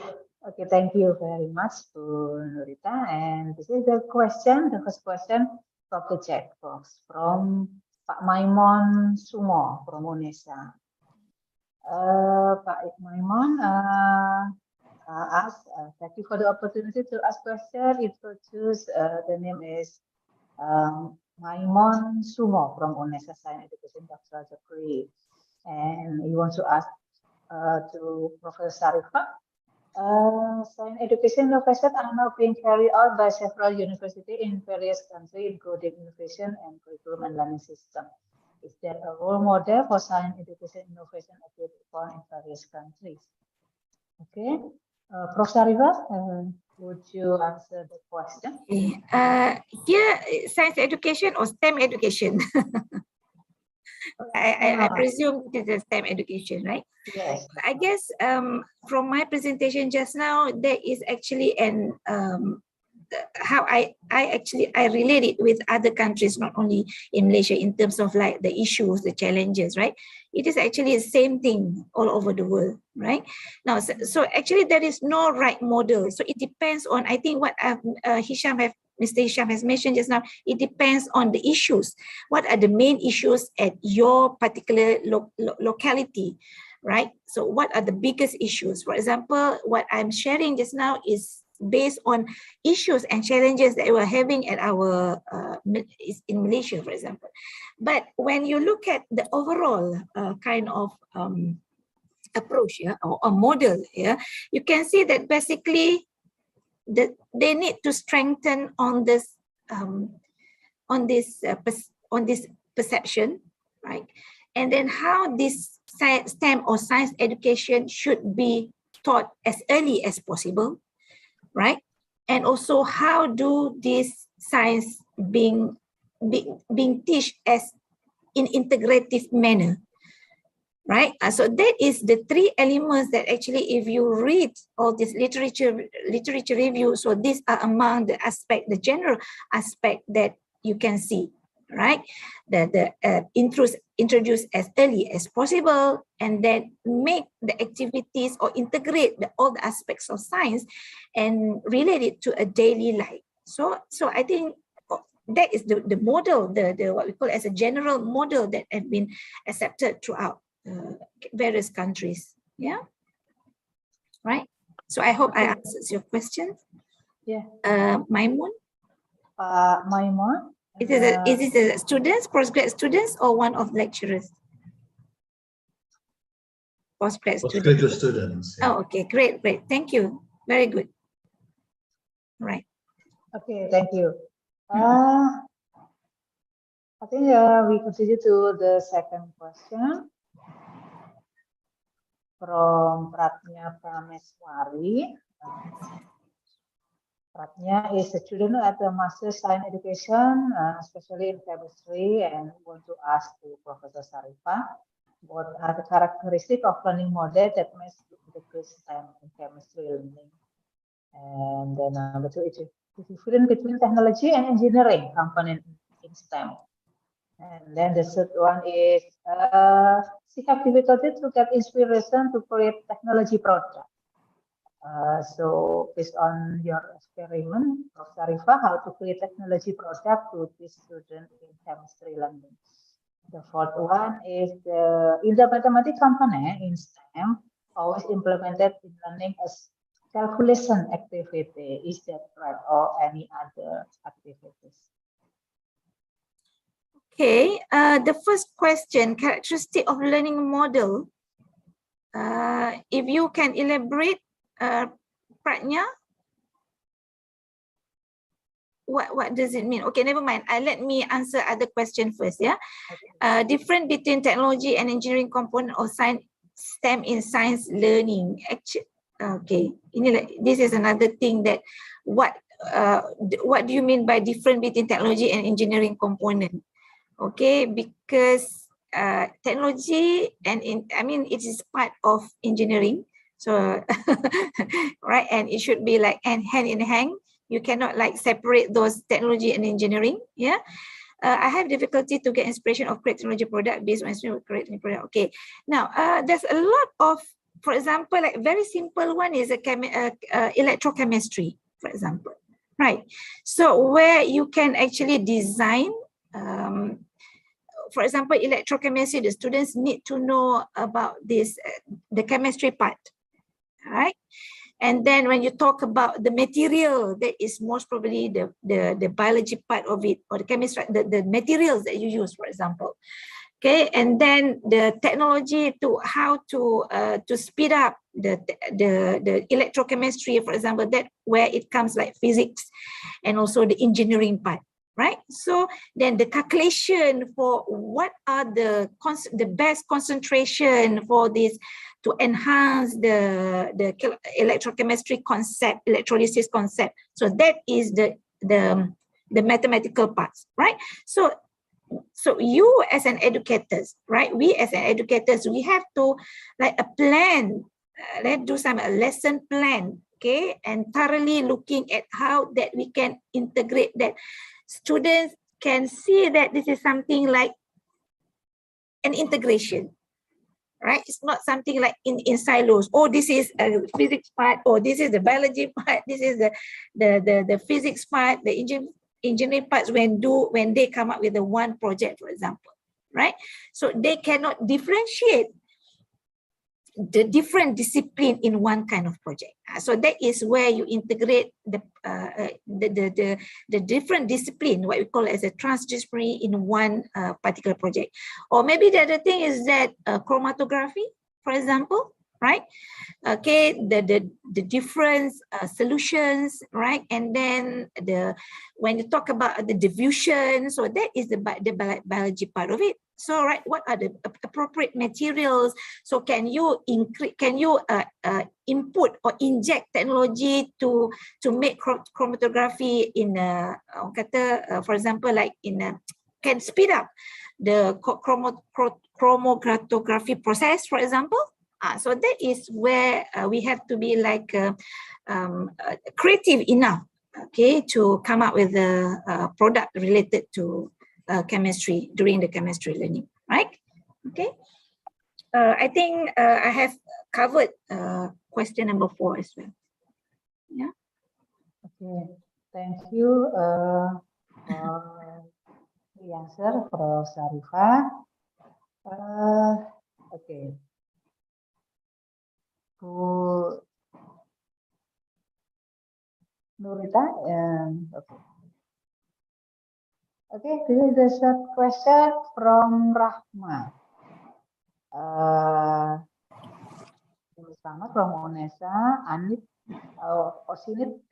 his tip to how to maximize times in transition from offline to online learning, and how to make online learning not boring for students. All right. Yeah, this is challenging question because when you talk about STEMs, yeah, the important is the skill base, right? The skill base, yeah.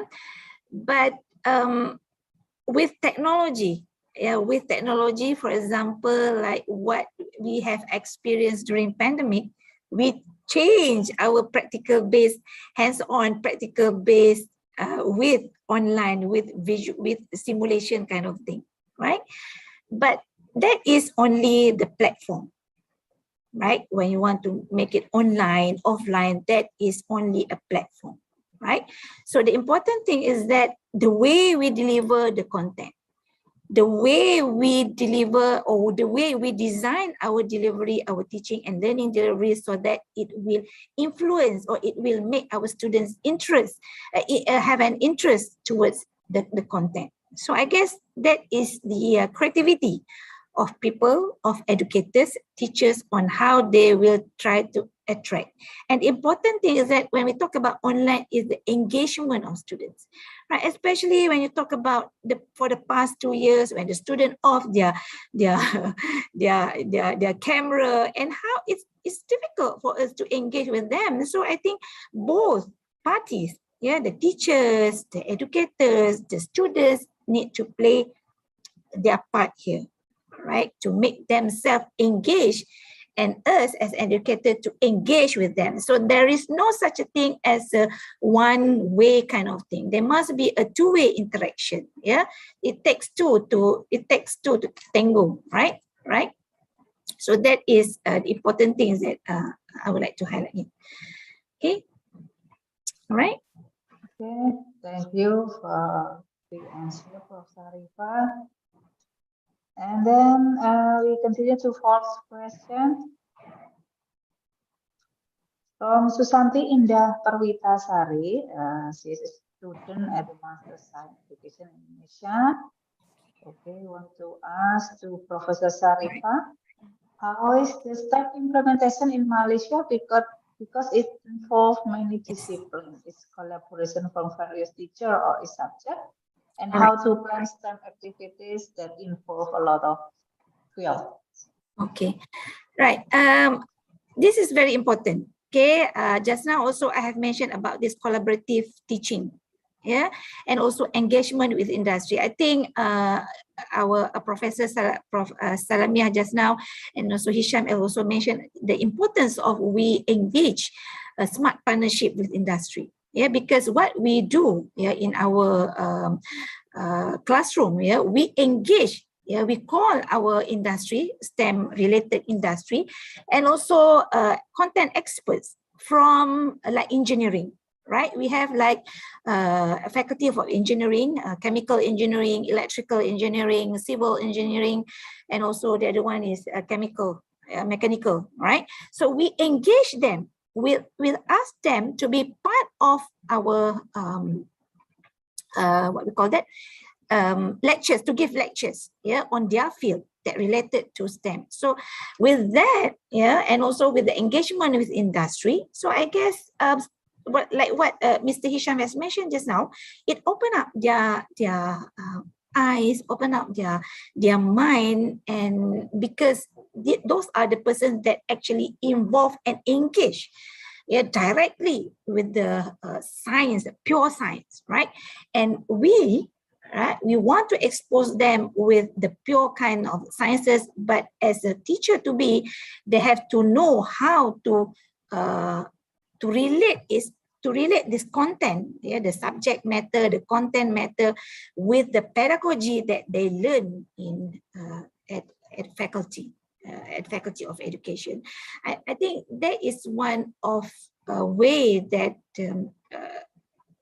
the significant, yeah, we can see that the significant improvement in terms of the way future teacher have this, build the confidence to integrate all this, the elements of the 4 elements just now, yeah, this mathematics, biology, and so on, into one kind of project. Yes, we receive a quite complaint from biology students. They say that why we need to know about this physics, why we need to, you know, to learn about this mathematics, so much physics in a solar kind of project things. But I think because you are a teachers, because you cannot separate all this in order for you to enhance, yeah, future generation with this STEM education, you yourself need to buy in the idea first.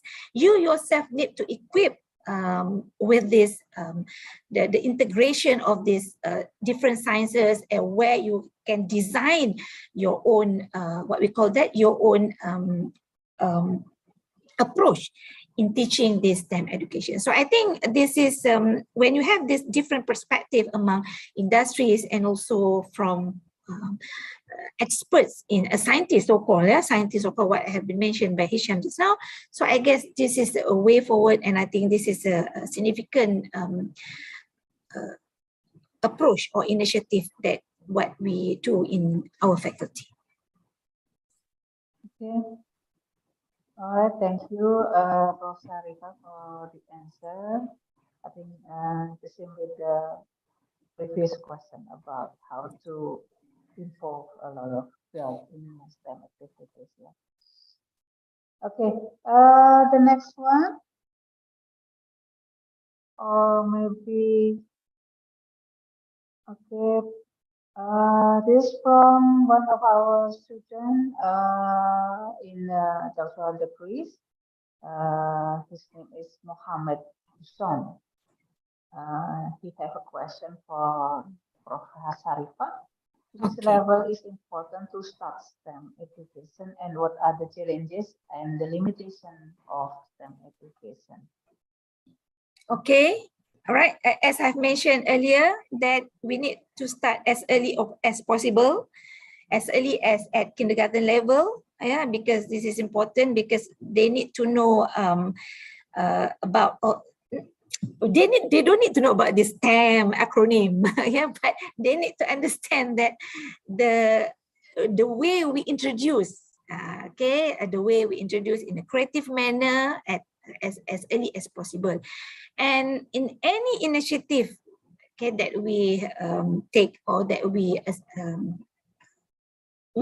have to understand there's always a challenges and always a limitation, right? But we have to be positive enough, and those who have, then we have to be creative enough to create solution, because people without solution is they themselves have a problem. So we have to always think of what are the possible solution, what are the positive kind. We have to always think positively, right? So there is always have a solution on any problem. So I believe in that. I'm a positive people. So I always think on how to solve a problem rather than, rather than create problems and so on. So that's me. There's always a solution to a problem, inshallah. Okay. Thank you, Prof. Sharipah. Or maybe Pak Hisyam want to add the chip in idea. I think, yeah, everything that being covered by Dr. Sharipah just now, because of to start this I don't know if you can see the framework for Malaysian STEM education. We started from preschool since 6 years old. I mean, but then we are not calling it as STEM. The activity to be designed itself, okay? The kids are going to experience a lot of science activity, the project that they need to do.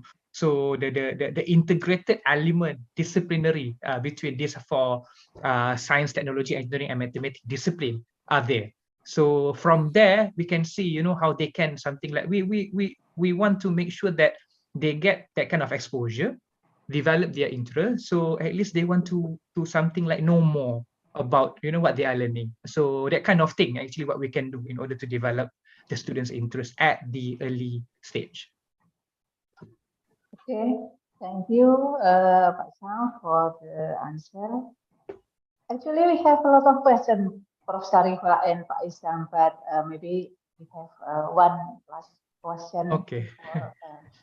Okay, Pak Alam, can you help us for the last question?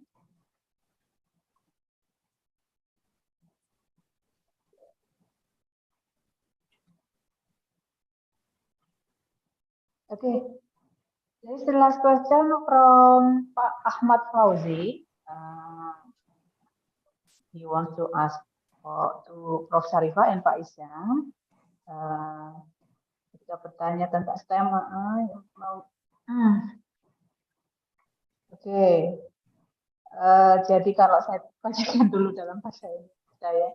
Jadi terkait STEM dan implementasinya, it is interesting that it could be must do in the school or in the class, and a lot of research so that teacher motivation to this STEM is low. So for your experience, Prof. Sharipah and Pak Hisyam, maybe you could give us and share to us what should we do to increase the motivation, teacher motivation to implement STEM in a class. All right, so this is another challenge question to answer, right? Because motivation comes from you, intrinsic and extrinsic motivation. So I guess for intrinsic motivation, you have to motivate yourself. For extrinsic motivation, maybe for example, like the schools, the governments, they need to, for example, like because intrinsic is your internal, right? You yourself need to control. You yourself need to make yourself be motivated all the times, because why you become a teacher. Yeah, the vision and mission you as a teachers, because you are responsible, diberikan amanah, ya, untuk menghasilkan, cakap bahasa Melayu lah, untuk menghasilkan generasi akan datang yang akan menerajui Indonesia, yang akan menerajui Malaysia. That is intrinsic. That one I cannot control. Nobody can control your intrinsic motivation. So you yourself have to be motivated due to the amanah that is been given by you. I think that is the first thing. But when you talk about extrinsic motivation, right? The physical kind of thing, I think the management, the top management need to look into this, right?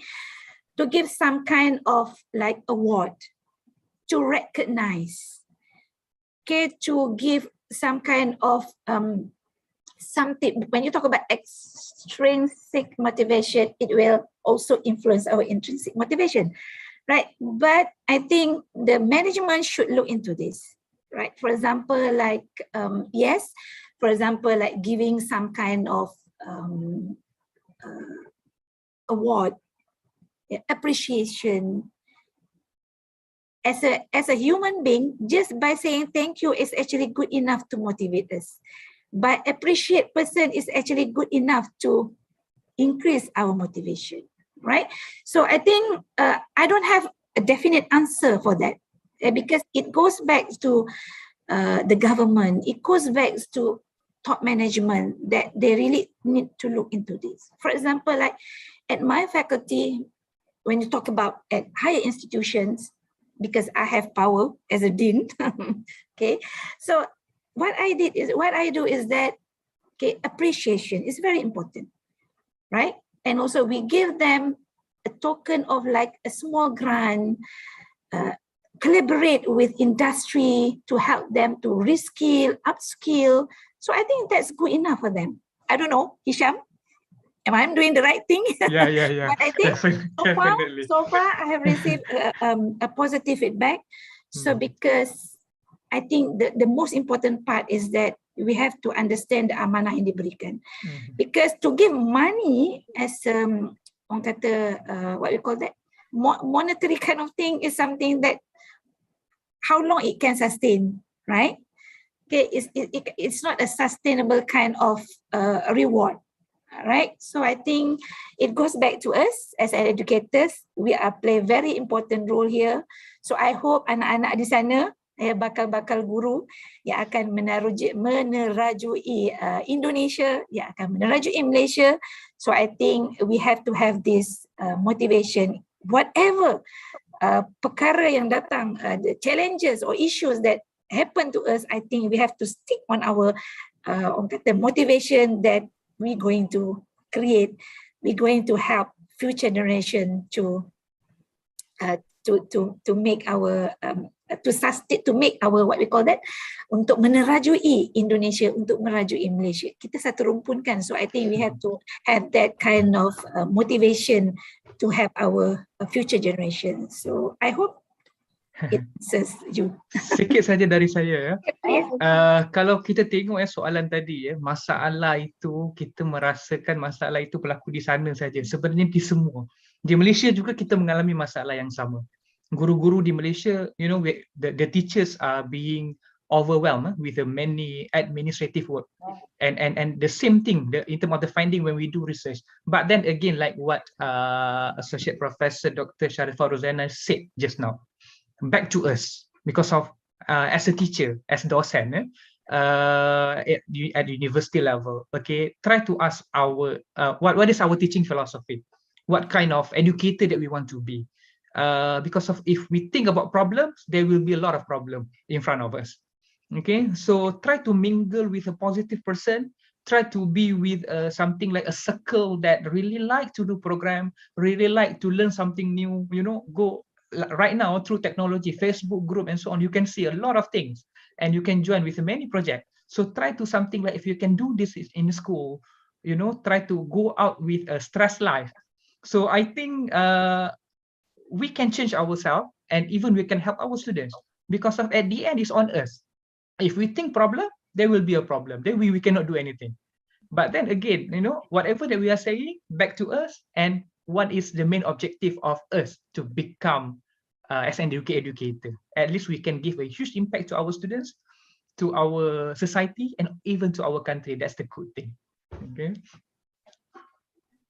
Okay, thank you very much for the answer and the motivation for Professor Sharipah and Pak Hisyam. It's a very interesting topic from your lecture today.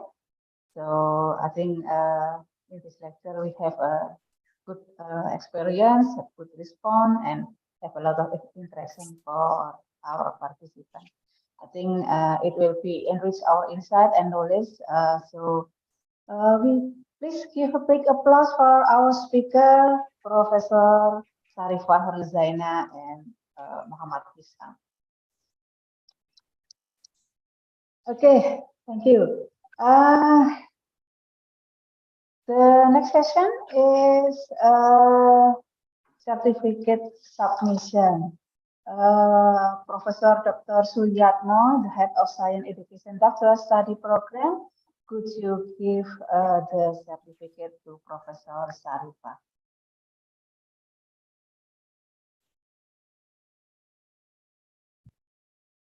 Okay. Okay, thanks you very much, Budian.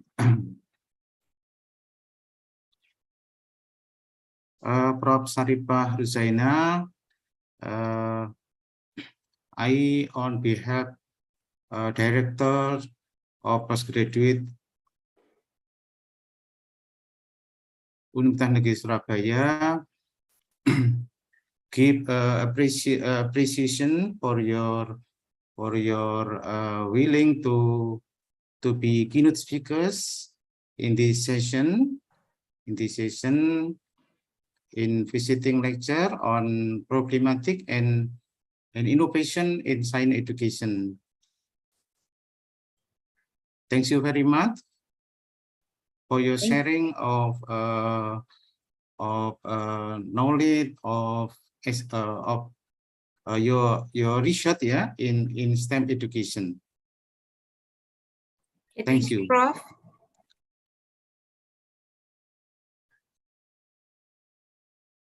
Okay, thank you, Prof. Suyatno. Once again, thank you for Professor Sharipah.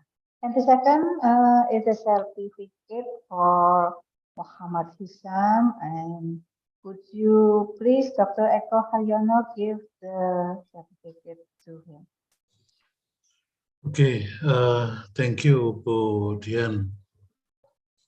I'm very proud to join in your meeting, Professor Sharif, also Prof. Hisyam, because you was gave good information, good knowledge about STEM, and then this become good motivation for me, also for my colleagues in the UNESA. So we have good power to constructing STEM and grow STEM in Indonesia. Thank you very much, and I give certificate for Prof. Hisyam. I hope this become sign communication, also collaborations between Mara and UNESA. Thank you very much. Thank you, Dr. Eko. Please welcome to Malaysia. Okay. We can do a lot of things, inshallah. I'm waiting your invitation, Prof. Hisyam. For next time, I will go to Malaysia. Welcome, because we have our dean here, so definitely it's easier for us, for the collaboration, inshallah. Okay. Thank you, Be done. Prof. Ruzaina and Mr. Hisyam. Yeah. Thank you. Welcome. Thank you very much. Maybe before we continue and close this event, I want to conclude that from this topic, STEM, for first of all, we have to increase the public interest and awareness. First of all, from ourselves, intrinsic motivation to increase our awareness for STEM. And once again, we want to, increase the STEM research interest group. And for it, we want to enhance STEM research or maybe other research by collaboration between Universitas Negeri Surabaya and Universiti Teknologi Malaysia. Okay, thank you very much. Once again, I want to thanks to Associate Professor Dr. Sharipah Ruzaina, Syed Aris, and Mohamad Hisyam bin Ismail for informative and interesting presentation, and to the participant for active participation, and hopefully this lecture will be beneficial for everybody. Finally, we came to the end of the session. Thank you everyone. See you another event. Good afternoon. Wassalamualaikum warahmatullahi wabarakatuh. Waalaikumsalam. Thank you very much. Thank you everyone. Thank you, everyone. Thank you. Nice to see you. Thank you. Hingga berjumpa lagi. Thank you, Mr. Pasti ketemu ya. Insyaallah. Insyaallah. Thank you. Thank you. Mohon undur diri dulu ya. Ya, mohon Oke, berdiri. terima kasih. Terima